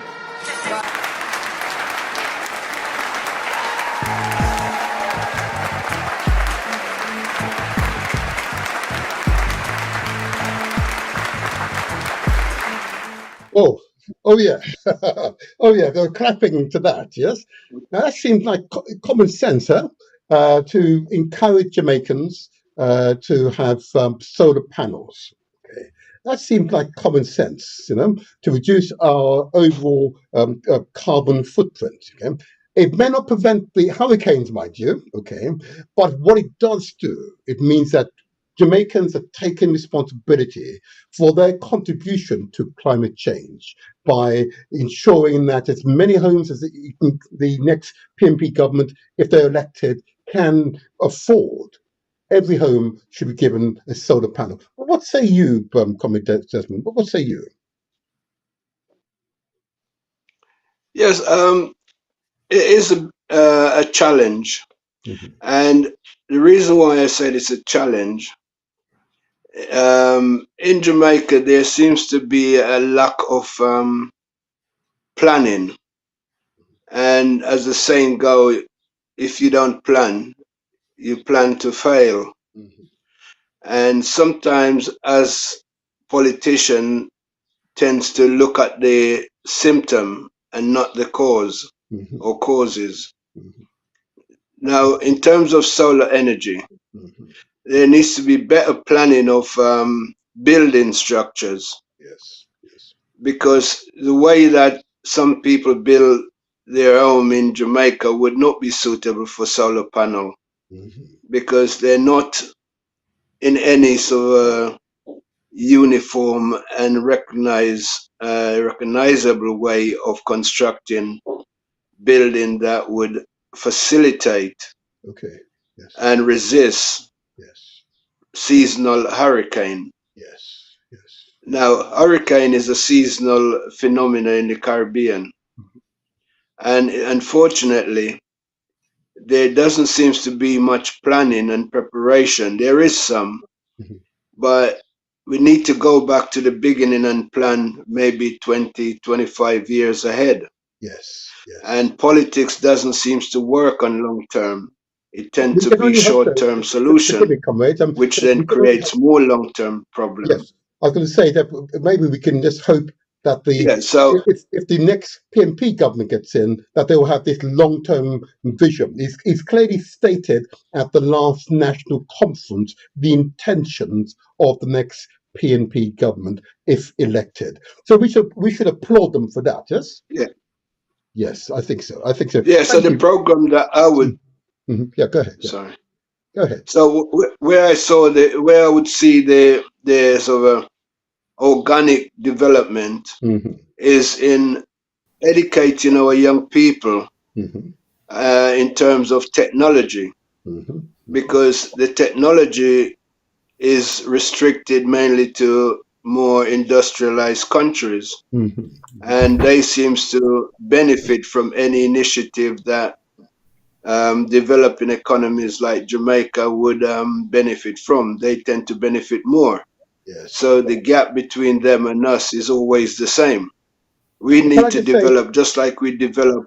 I can I Uh, just finish the point? When I okay. remember Mhm. as a young man, Mhm. many Jamaican athletes would go to America to train. Mhm. And apart from Don Quarry, Oh yes, very few was achieving anything. yes, But yes, when Jamaican took over and started to train their own athletes, yes. we saw the phenomenal progress. Mhm. So, as someone once says, we have to do for us Mhm. what others have done for themselves. Okay. So, we need to Thank be you. developing at Thank the you. moment, for Yeah. me, the priority should be focused on the education of our young people, Uh-huh. so that in 10, 25 years, they will be the one that Mhm. affecting the change. So regardless of what's happening now, it's a long-term solution that is needed. And that is the way to address issue of global change and climate change. I like it. I like it. I like it. We need to get you back in Jamaica and get you elected. Yep. And then we know for certain that the future is assured. Would you take that challenge up, Comrade Desmond? Will you go back to Jamaica, get yourself elected, so you can be Well, that I'm third going, citizen? I've been Well, there last year and eh, I'm going back on Monday actually, okay, all right, okay. because No, but I'm not going to go with long thing with you now. Comment. I'm not going to go with long thing with you now. But the challenge is still there. Okay, but I will come back to you. I see that we've got a yes, wonderful sister. I wonder if Sister John can hear us. Can you hear us? Ye- Yes, yes, I can. Comrade. Good morning, all. Good morning to you. Thank you for joining us. Yeah, Thank you for joining Grand us. Rising. Grand Rising indeed. And also, I see we've got Comrade Abu Akil as well. Good morning to you as well. Good day, all. Good, Yeah. good. Just hold on there, Comrade. Yes, yes, yes. Just hold on there. I want to go back to wonderful Comrade Camille Adijon. Good morning to you. Okay, and Good thank you. morning, and I can't believe I'm in England and I'm sweating. Oh, Oh yes, it's true. If you see me, I'm sweating as I've well. got You my know, boy, fan. it is something else. Yeah, England, yes. Anyway, Yeah. before I get into my Jamaicanism, so Uh, It's thank the you. pollution. Oh yes. lordy, lordy, stop that now, Desmond. Stop that now. Let me go back to the good comrade. Thank you first of all for joining us this morning. Thank you for joining us. Yes. It is a serious In, matter, though. in Mhm. between my babysitting, yes. Well, look, we don't mind children here. This is a family show, yeah? We love Yeah. children wanting to get into the act. Don't worry, it is good. It is well. But my good comrade, Mm, I know you're back here for now, and you go back to Jamaica soon. Clearly, yes. the areas in Jamaica that's been particularly badly affected, Region 5, as we term it, that's primarily Yes. St. Elizabeth, Manchester, being the areas Yes. of particular focus. What Yes. would you say to those here who are only thinking about, just considering giving some resources so we can help those on the ground? What would you say to them in terms of their compassion and their heart? Why should they give generously so we can help those on the ground? For ordinary Jamaicans, and Mhm. I caught a little bit just before Indeed. about what you were saying about Comrade was talking about the structure Yes. deficit, if you like, Mhm. in Jamaica. The majority of our people, we have to remember, are poor. Yes. You know, let's not be fooled by the $1 million strip, yeah, or that we see when people go on holidays. Yeah, Mhm. I live in Stanton, and I can tell you that the work I do within 15 minutes of the main golden strips that you see, there's still a lot of poverty. Yes. Um, People do what they can, and I hear what the comrade is saying, because there's a lack of urban planning in Jamaica Mhm. um, for years, and that has meant that people do what they can to live. So a lot of the people who have suffered now, houses are made of board and zinc, Mm. Mm. totally gone, and those commodities are expensive. It is actually more expensive to buy board than it is to buy cement Oh and wow. sand. I Wow. can tell you that. Oh. Yeah. The difference is the labor cost for when you do a block house is far more expensive. So people can go use board because it's cheaper, and they can get a couple of people and do a day here and a day there. So it's one of the things that one has to consider. Why we have those buildings is because that's what people can afford. Mhm. Yeah. And Mhm. everyone needs somewhere to live. Yes. So when you're looking at it, you know, to get a sheet of zinc, and I forget because I've just had to purchase through the community development committee that I am president of, to help a family to build on an extra room. Mhm. It is not cheap. Mhm. Building materials are extremely expensive. Mhm. And so for ordinary people to have lost everything, Yes. and we know that there's significant losses in Manchester, St. Elizabeth, parts of Clarendon, Yes. and across many areas of the island. Mhm.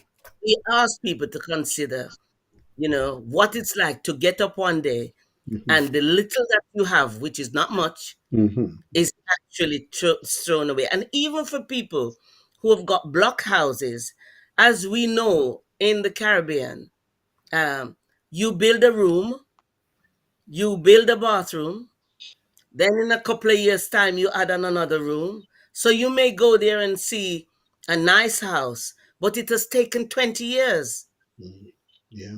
for the family to be able to build that. Now, for a hurricane to come and totally Yes. destroy that, Yes. it really, for some people, they will never be able to rebuild. Hmm. It is that because people are of age, you only see some of the elderly Mm. and with young families. So Yes. I'm Yes. really appealing to people across the UK. Um, just think about the basic thing. One of the basic needs is to have shelter, Yes. and not to have any of that is devastating for families. We already have homelessness in a number of cities across the Hmm. island, Hmm. and so we're appealing to people to consider building materials, which is some of the most expensive things that you can get, Hmm. wherever you can help. Enough that will buy 3 sheets of zinc, or in the cases of a block house, we'll buy a few blocks and a couple of bags of cement. May not seem a lot to you, yeah, but if it's £20 you have, or it's Yes. £10, Yes. it will still, the saying, one cocoa full basket. It is true. Yes. In this situation, it is so apt. Yeah, Thank we you. need we need that. So I really appeal to people to just stretch their hands out as far as they could. Something that one of the meal, a takeaway meal that you would not consider anything. Hmm. Yeah. Yes. Um, I ask you, forgive the Friday night or the Saturday evening takeaway meal, and please give. Yeah, we Thank you. Well badly. said. Thank you. Well I said. mean, I will also add. I know that you would have seen that I was part of well, in fact, I was chosen to visit Jamaica in early 2005. I actually went to Grenada in Okay. 2004 after Hurricane Ivan. Ivan. Yes. Yes. And I spent 10 days in Grenada and took resources to Grenada. We focused from Birmingham at the time on education. And the important thing that I know a lot of people worried about is who is going to um, get the resources and how they're going to make use of it. And that is why we chose, we had our meetings in Birmingham and all the communities came together, and I was asked to go to represent the Hmm. communities across Birmingham, and Yes. was able to go with the resource, go to the schools and the various things in Hmm. Grenada, Hmm. and went and bought the things Yes. myself. Yes. They had list of what they're in Jamaica. In fact, I know that Ben Cunningham had said I went to two parishes, but it was actually four. Four. Oh Four gosh. Right. parishes. Okay. And I did that in 4 days. I did four parishes. Wow. Um, you know, St. Mary had been hit, Hmm. Clarendon, Yes. St. Thomas, and Yes. Montego Bay. Yes. And at that time, all of it went to the poor relief agencies. Hmm. I can't say to you at this stage that um, those agencies are what they were. I can't say that. Yeah. But Hmm. I think if where we have people on the ground that we know that we can trust with integrity, it Yes. is certainly the way to go. That's what I suggest. Where we Thank know you. people will account for what they spend. I did not hand a penny to anyone that I could not trust, and they had to give me receipts It's, and yep. That's where I knew they were accountable. that's right. Yeah, that is very important. Very Um, important. in both countries, I went in the hills and valleys of Grenada, and Hmm. that's exactly what we did. And I did the same thing for Jamaica. So I think I know people. The first thing they're gonna say, Yeah. people going to take money and put in their Hmm. pockets. No, you have people with integrity that were I fundraised in from Britain Hmm. for the last 6 years, Hmm. and people trust because they know what will happen with their money, That's and right. they can see people come out and can see what is being done. So I would suggest that we look at that. But again, I appeal to you. Thank you. It's tough. It's Yes. tough. Thank you, comrade. And you spoke so eloquently, and you, of course, reminded us of the previous Hurricane Ivan. I recall Ivan, and it was truly devastating. Yeah, Yes. truly Yes. devastating. Mm. If it's not been said publicly to you previously, I want to say to you, thank you for all your work. Thank you, Yeah. thank you. Okay. Thank you, No, comrade. appreciate Yeah. it, appreciate it. Can I now go to comrade Abu Akil? Good morning to you. Good morning to you. Good day. Good day. Oh, good day. Apologies for coming in Yes. late. No, it is well. It is well. I know you have people on the ground who might be affected. Can you give us a reason for Jamaicans and others to give generously so we can support those people on the ground who are suffering the impact of what essentially is the Western world made climate change conditions to which Jamaica and those in the global south are now suffering? Why should we give generously to support those in greatest need? I think, as other people have said, Mhm. the endemic poverty on the island and across the islands. I spoke with a chap at a conference, or a chap gave a presentation at a conference last week. His family lives on Union Island, and his Union Island. entire Okay. family, yeah, Yes. his entire family was wiped out, or his entire family infrastructure, not the family Mm. themselves. Their homes were completely wiped out. They've had to they had to leave the island completely. So this is one part of the Caribbean. It's what Mm. 46 million people across the Caribbean. One family's Entire family. You one mean? island completely wiped Oh out my gosh. as a consequence of Yes. infrastructure, a lack of infrastructure, which I've heard other people saying here about the lack of infrastructure. The reason we're here in the UK, I'm one of the African Jamaicans who's grown up in the UK, Hmm. and we're here because of a lack of infrastructure at home. I've never wanted to be in the UK. I never wanted to be in school in the UK or grow children in the UK. It's a consequence of eroded infrastructure that is a Mm. consequence of colonial legacies, why we're in the UK. The reason why we need to support people in Jamaica is because it's our families, and the Mm. fragmentation that we're experiencing in the UK is a party or a part of the fragmentation of our families at home. My family at home, I've got, fortunately, the relatives that I'm in contact with hadn't been too badly affected. They had 2 weeks without electricity. I've got Okay. a cousin, I've got a first cousin in Spanish Town. Hmm. I don't know whether his electricity has gone back on or not. He told me his electricity had been cut off, and I'm not sure. I've got another relative near I think somewhere in St Andrew, who's Mm. lost their electricity and theirs was reinstalled. So, and I've also got so the St Elizabeth side, which I know was hit hardest. Mm. Um, I don't know of relatives there, but how it has impacted them. But the point is that this is Hmm. our families. Yes. This is our families, and Yes. the social erosion that we're experiencing in the UK. And I'll give you some of the flavour, the Hmm. social flavour of this erosion. I'm somebody growing here, didn't know my grandparents because my Hmm. grandparents died at a young age in Jamaica.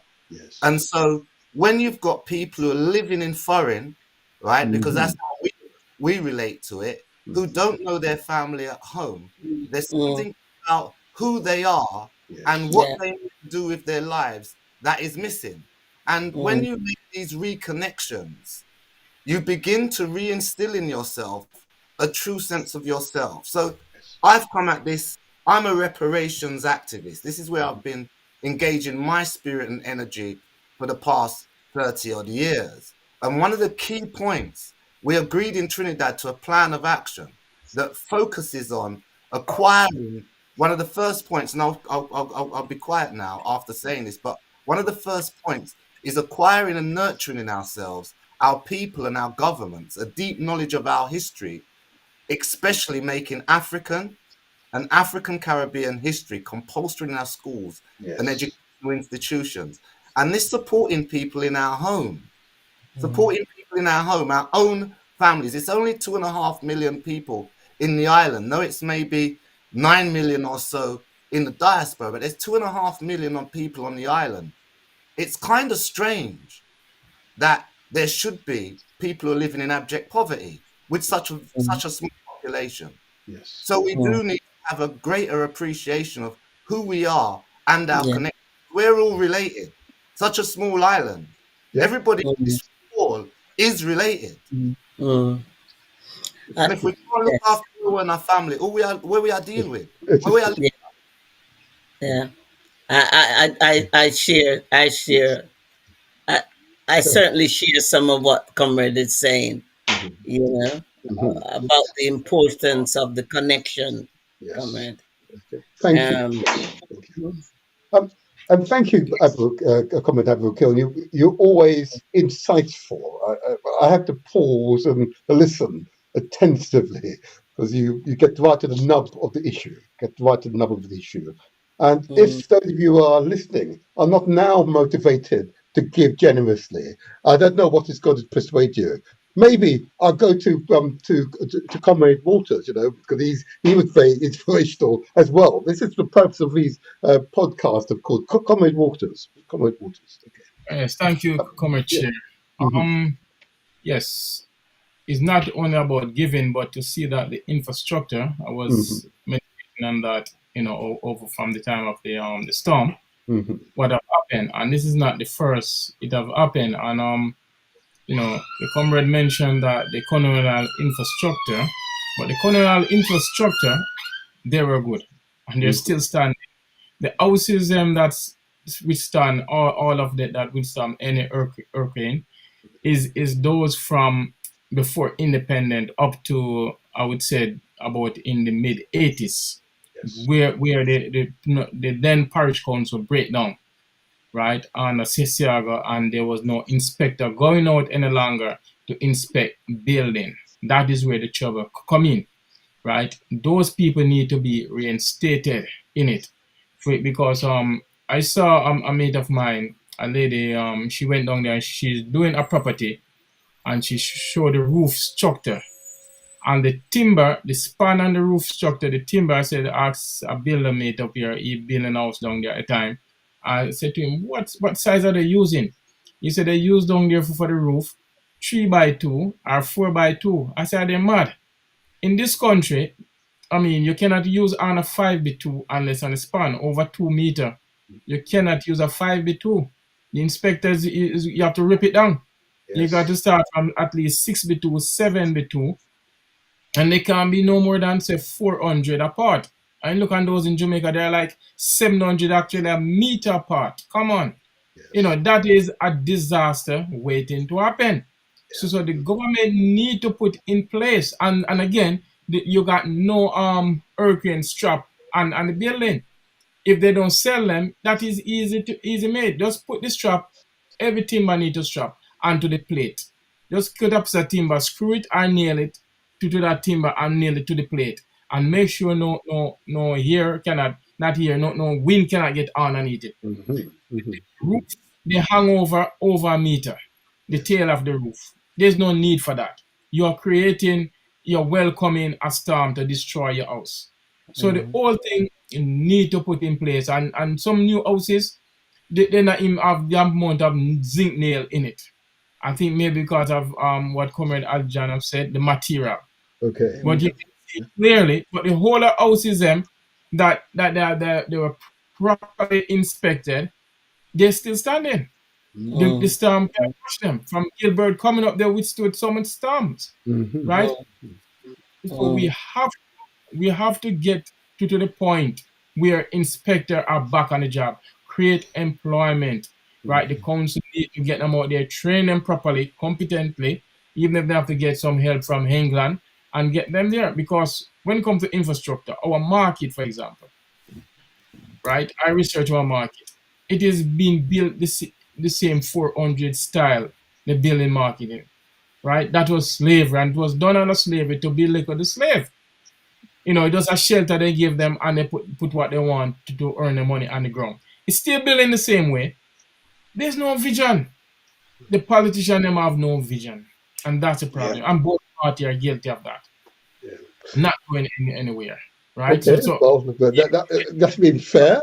Both parties are guilty of that. Although the new leader is speaking in terms that he understands the faults of the past and seeks to create a better future for Jamaica. And I might play excerpts of his speech at the National Conference, where he attests that he recognizes that we can and will do better. I might play that later on.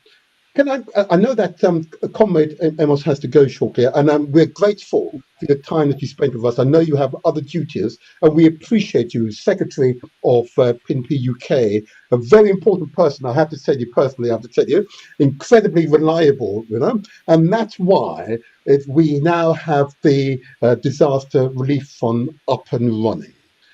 Comrade Amos, what would you like to say in conclusion before you go off into your family business, which is so critical to us? Please. Yes. The word vision. Yeah. The vision for the party, the lack of vision. I draw our attention to the vision of PNP Hurricane Disaster Relief Fund. Give generously. We need to get that down to Jamaica to help those people that we are referring to in this meeting, this podcast. Those who are in need, those who don't have somewhere, those who are destitute, those who don't have a roof, those who cannot afford a zinc, a nail, a block. Give generously.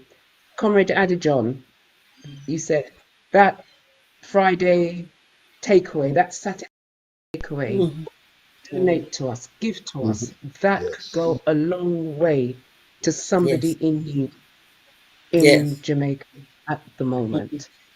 That's where I end. Please. Thank you. Thank you. Thank you. Always insightful, always inspirational.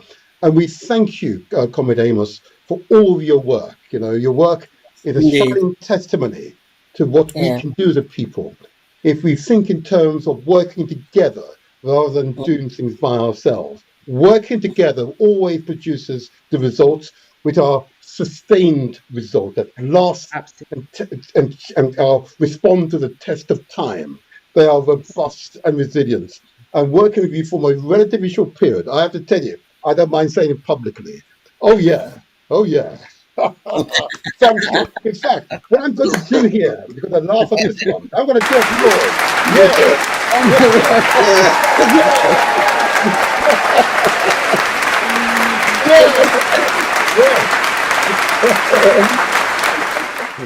We have to indeed. Thank you. I need to go. I need to go. More power, Comrade Amos. Okay, but we haven't got much more time. Well, what I now want to do is try to wrap up our interview. Is now focusing on the bank account details and how people can get that resources over to us. And I now realise I should have put it on the screen. And in fact, if I go to Comrade Adijon first of all, and just explain to Comrade Adijon, because we had a debate earlier on, and you appreciate this. Should people, should we buy the items here, okay, and then ship it to Jamaica, and then ship it to the places where it is most needed? Or is it better for us to create a fund here, then send the funds to the trusted person, our representative in Jamaica, who, just like what you did, to buy the items locally, okay? And just explain why that is the better way, particularly in view, since, Ivan, the exchange rate between Britain and Jamaica has changed dramatically. Yes. It's very much in favour. But explain why that is a sound strategy, please. One, despite the hurricane, and you would think the red tape of getting things from here, you still have to ship it. Yes. That is not cheap. Yeah.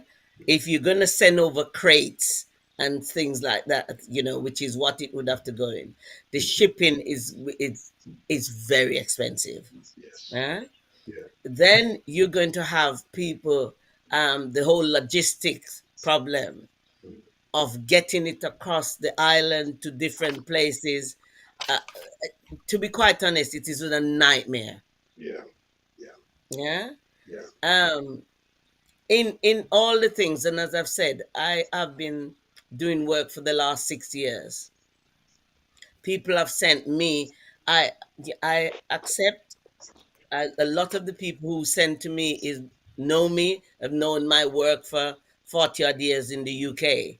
Hmm. Um, and they will send me, and then I will actually go and get the exchange rate, which is higher because I'm converting from pound to Yes. Jamaican dollars. Yes. And then I will purchase whatever is needed.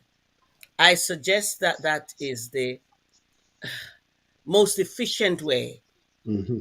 If you say you're going to send out, buy zinc and buy board to send to Hmm. Jamaica, Hmm. oh my goodness. Number one, Yes.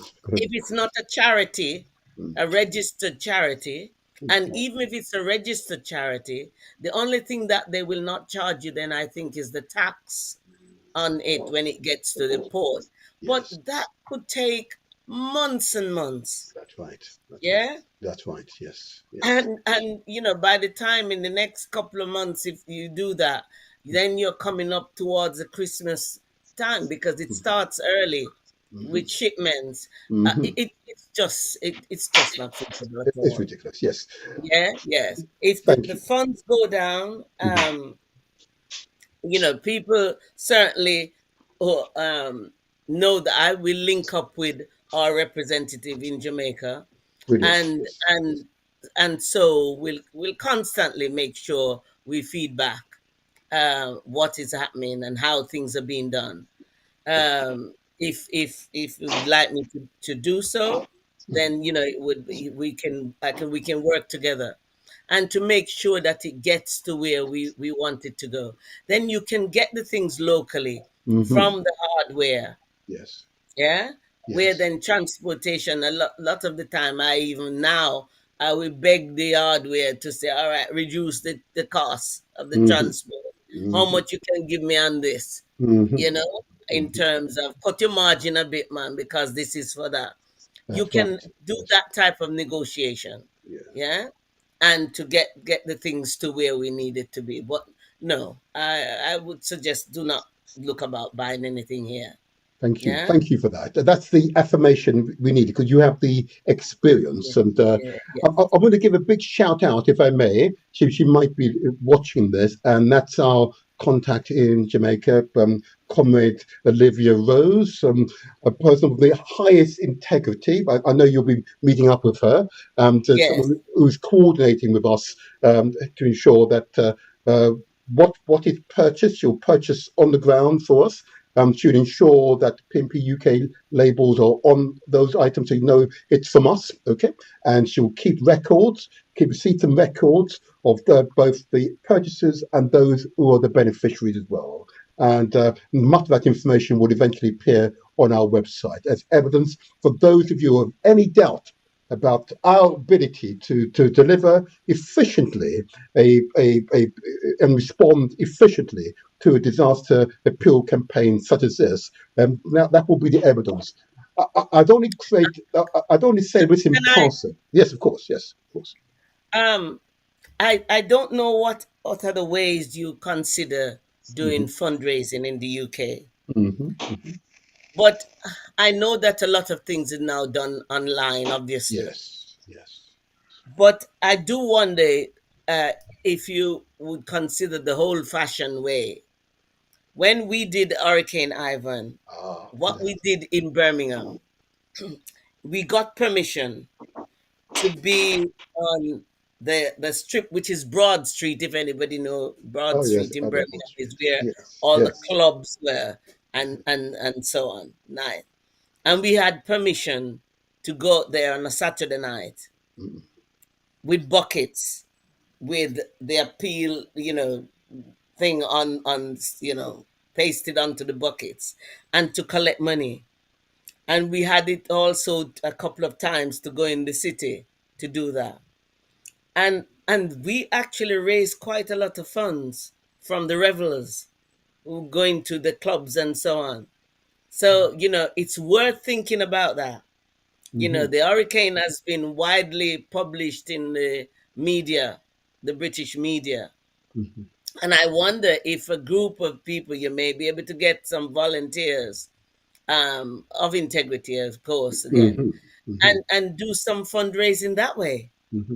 It would draw more attention as well, because you could have some leaflets that you give out Yes. with the website, with the account number and so on. But actually, you know, if half a dozen people go on Oxford Street or whichever street, I don't know where they would give permission to go, and or in the clublands, I don't know, I'm not a Yes. Londoner. Yes. That is, trust me, we raised a lot of funds that way. Okay. Yeah, because people going to the clubs or coming out of the clubs um, tend to feel that generosity and will throw some money into the bucket. I agree. Yeah, I agree. I we agree. we had a number of us in Birmingham doing that, and we collected quite a bit. Thank you Yeah, for that. That's a good idea. We've yeah, duly noted. Duly yeah, noted. I most yeah, probably will. What we want to always be very careful here, and yeah, particularly this is for the audience, that whenever we engage in an activity, the yes, details of the activity will be on our website. So you yes, know that if you see someone collecting money, the details of that collection exercise will be quoted on our website. So you know definitely this is PNP UK yeah, authorized activities. Okay, I just want to yes. make sure that's understood because it's, as you know, in our Very world we important. live in. Yeah, very Yes, important, very important. yeah, Lessons learned, you see, lessons learned. yes. Okay, um, um, uh, Okay, thank you. I'm going to have to leave you as well. Indeed, thank you Yes, again for yes, all of your outstanding work. Long may you yes. continue so. God bless Thank you. you. God bless you. God Thank you. bless you. Thanks all, comrade. Yeah. Thank you. God We're, Bye we're bye. now Okay. we only maybe have 2 minutes left for the interview. I'm going to give you gentlemen the sort of last words now. I'm going to go first of all. If you no more than 1 minute, comment, Desmond, just 1 minute, just a closing thoughts on why this is an important initiative and it's important because reparations always begins with self. So this last Yeah, minute, yeah, go ahead. I'm not religious, but I remember being taught it's better to give than to receive. Ah, And at this time, it is most crucial that people of goodwill, and particularly Jamaican in the diaspora, look back from okay. whence they came and give a helping hand. Thank That's you. I Thank rest you for there. that. Thank you. Thank you. I can now go to a comrade, Abu Akil. You're on mute. Yep. Let me unmute. I would say that the act of self-repair is about making sure that our connections to ourselves are strengthened, and the people who are in Jamaica are a part of ourselves. If you're going to do anything good for yourself, then your family is integral to that, and your family are people in Jamaica and the Yes. Caribbean. Yes. Giving to this is giving to yourself and looking at your future. Absolutely. Yeah. Absolutely. Well said. Well said. And of course, Comrade Waters. Well, you Yes. are a natural orator. You do this every Sunday. Give us your closing minute. Your closing minute response, please. All right. Luke 6:38. Jesus said, "Give, and you will receive your gift. Mhm. It will return to you in full, pressed down, shaken together, to make room for more, running over, and pour into your laps. The amount you give will determine the amount you get back." Mhm. So definitely, giving is something you will get back once you give to someone in need. For someone will bless you. Look up Mhm. to God and say, "God bless the hands that give me." You never know, Mhm. and before you know it, you get more blessing. So Thank you giving so is much. important. Wonderful, wonderfully said. I want to thank you all, comrades. Thank you for contributing to the show today on an important issue. And you will join with me in encouraging all those who are listening, all those who are viewing this podcast to spread the word. give generously. I'll put on screen shortly the bank details. Give generously, but we will be accountable to you. I want to emphasize that we will be accountable to you. You'll see the evidence of where your resources were spent. Gentlemen, Brother, comrades, Brother yes, Martin, Brother of course. Martin, sorry. The Brother motive, Martin, my apologies. The uh, website, is there, will the link to the website also be there with the bank details? yes, I'm going to put it on the screen in a few moments. Thank you. Sorry. Once we complete it. Don't worry, it's fine. I want to complete the interview. But thank you, all of you, for your contributions, and we'll be in touch again. Stay strong and prosper. Stay strong and prosper. Thank you all. Thank you. And to you. Thank you. Yes, comrade. Please. God More bless. love. That's it.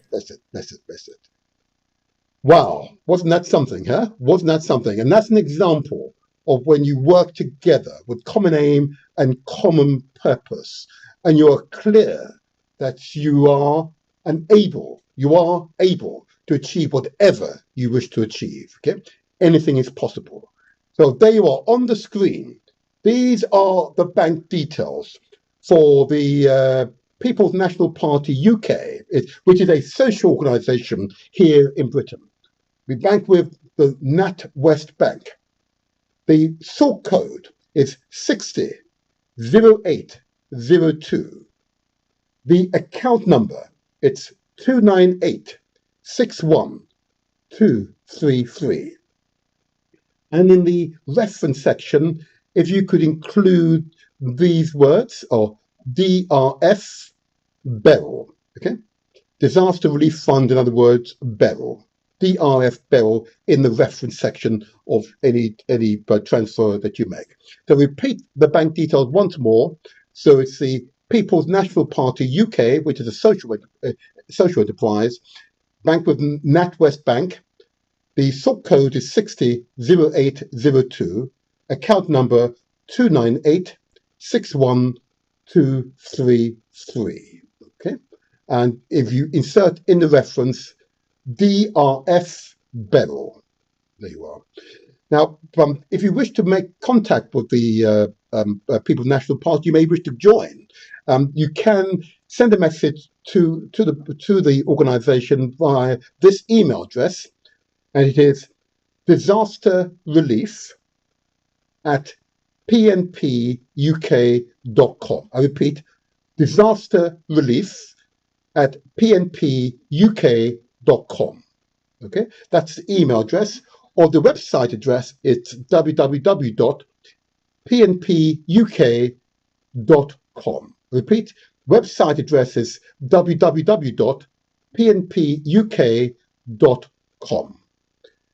pnpuk.com. And I know we're having some difficulties for some reason. Galaxy can hear other people's voices, but not mine. The reason makes no sense to me whatsoever at the moment. We will have to work that out later on. So I do apologize to those people on galaxy.net who are not able to hear my voice for reasons which make absolutely no sense to me whatsoever. Anyway, there you are. So there are the details on the screen. And if in doubt, please ask questions. Don't stand by on the sideline and criticize. Get involved. But the PNP UK social enterprise is here to support you.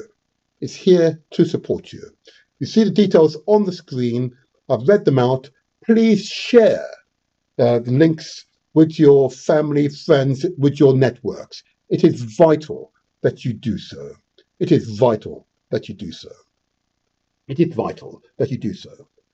And I do believe that what you've heard today, and that was an entire cadre of elders, brothers and sisters, comrades, if you like, friends, if you like, okay, who are working together in common aim and common purpose.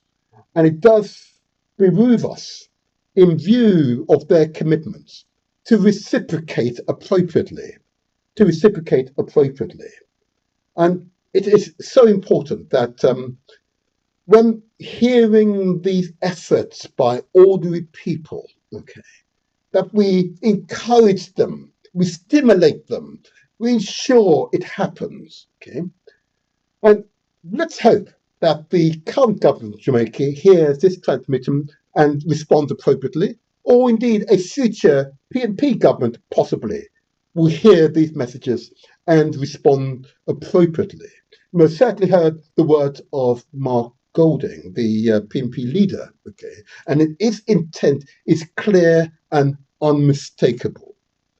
I say to you all, set politics aside, give generously, because there are people, human beings, men, women, and children who are suffering, and we can help. Let's do so. Let's do so. So, until the next strong, I remain the motivator. Yeah, this is where we translate words into action, and where success is ours for the taking. The Motivator Show. The internet's most inspirational podcast. Every Saturday morning from 8 to 10 a.m. Hurricane Beryl proves climate change is real. Listen to what the Honourable Mark Golding, leader of the PNP party in Jamaica, says on the subject. We need to transition our energy sources from fossil fuels to renewables. We will put renewed energy into transforming Jamaica's energy mix to produce more clean energy from renewables and reduce electricity costs, which are significantly higher now than when we left office. Solar panels, solar panels, solar panels. Jamaica's getting solar panels. The next PNP government will introduce a major program to assist households to regularize their electricity consumption. And we will include, as part of the regularization process, the installation of solar panels at people's homes so that ongoing electricity usage of regularized customers is more affordable and also reduces Jamaica's carbon footprint.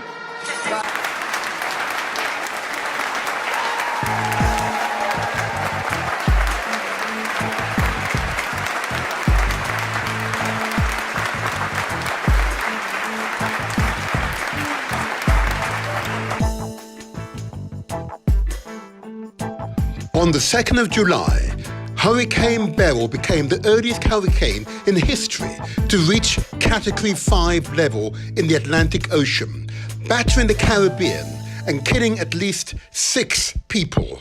And experts say that climate change is making it much more likely for extreme weather events like this to occur.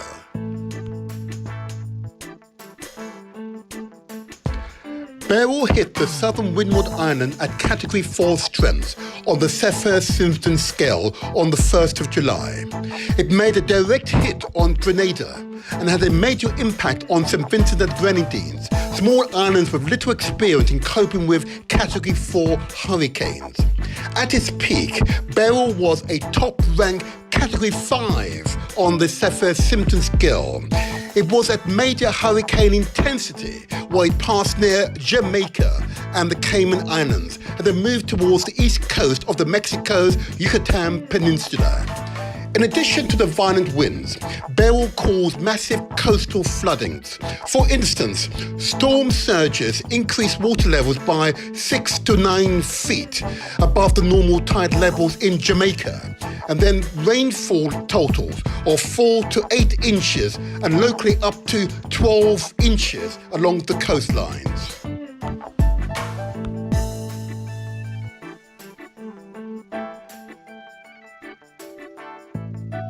In Jamaica, Hurricane Beryl knocked out power to around 400,000 homes in Jamaica and destroyed several buildings.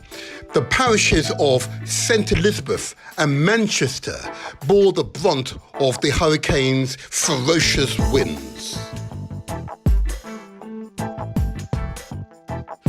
The impact of Hurricane Beryl on Jamaica. 10 1.25 billion Jamaican dollars to maintain and repair roads, 1.8 billion Jamaican dollars to maintain and repair hospitals, $1 billion Jamaican dollars to support the agricultural sector, 797 million Jamaican dollars to support and maintain schools. In total, 13.84 billion Jamaican dollars is the current estimation, and this figure is likely to increase. The People's National Party UK works closely with the People's National Party in Jamaica as an affiliate. It represents the PNP's political issues and policies, support their election nominations, promotes political education, engages in lobbying for Jamaica's independence, and participates, most importantly, in philanthropic and social activities. To contact PNP UK, you can email at disasterrelief@pnpuk.com or go to our website www.pnpuk.com.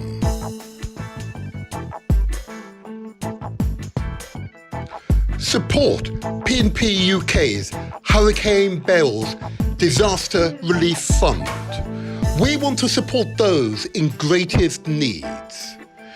Purchases would include non-perishable foods, bed kits, sheets and pillows, children's and adult diapers, tarpaulin, zinc for roofing, building materials, and other vital needs for those in greatest needs.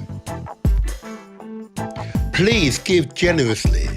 The People's National Party UK's bank details are as follows. NatWest Bank, sort code 600802, account number 298612333. Donations by bank transfer should state in the reference DRF Beryl. I repeat, DRF Beryl.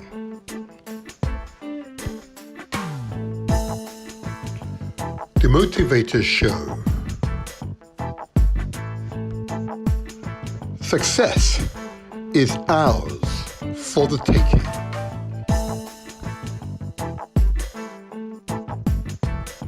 Subscribe to our YouTube channel. It's free. Press the like button and don't forget to leave a comment.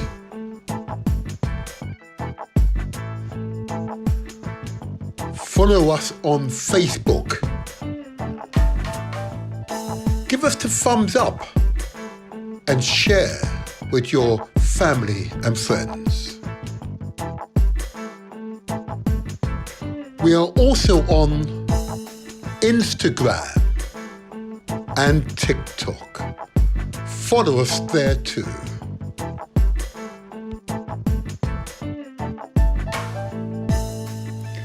You can listen to us on galaxyafui.net and also Mixcloud too.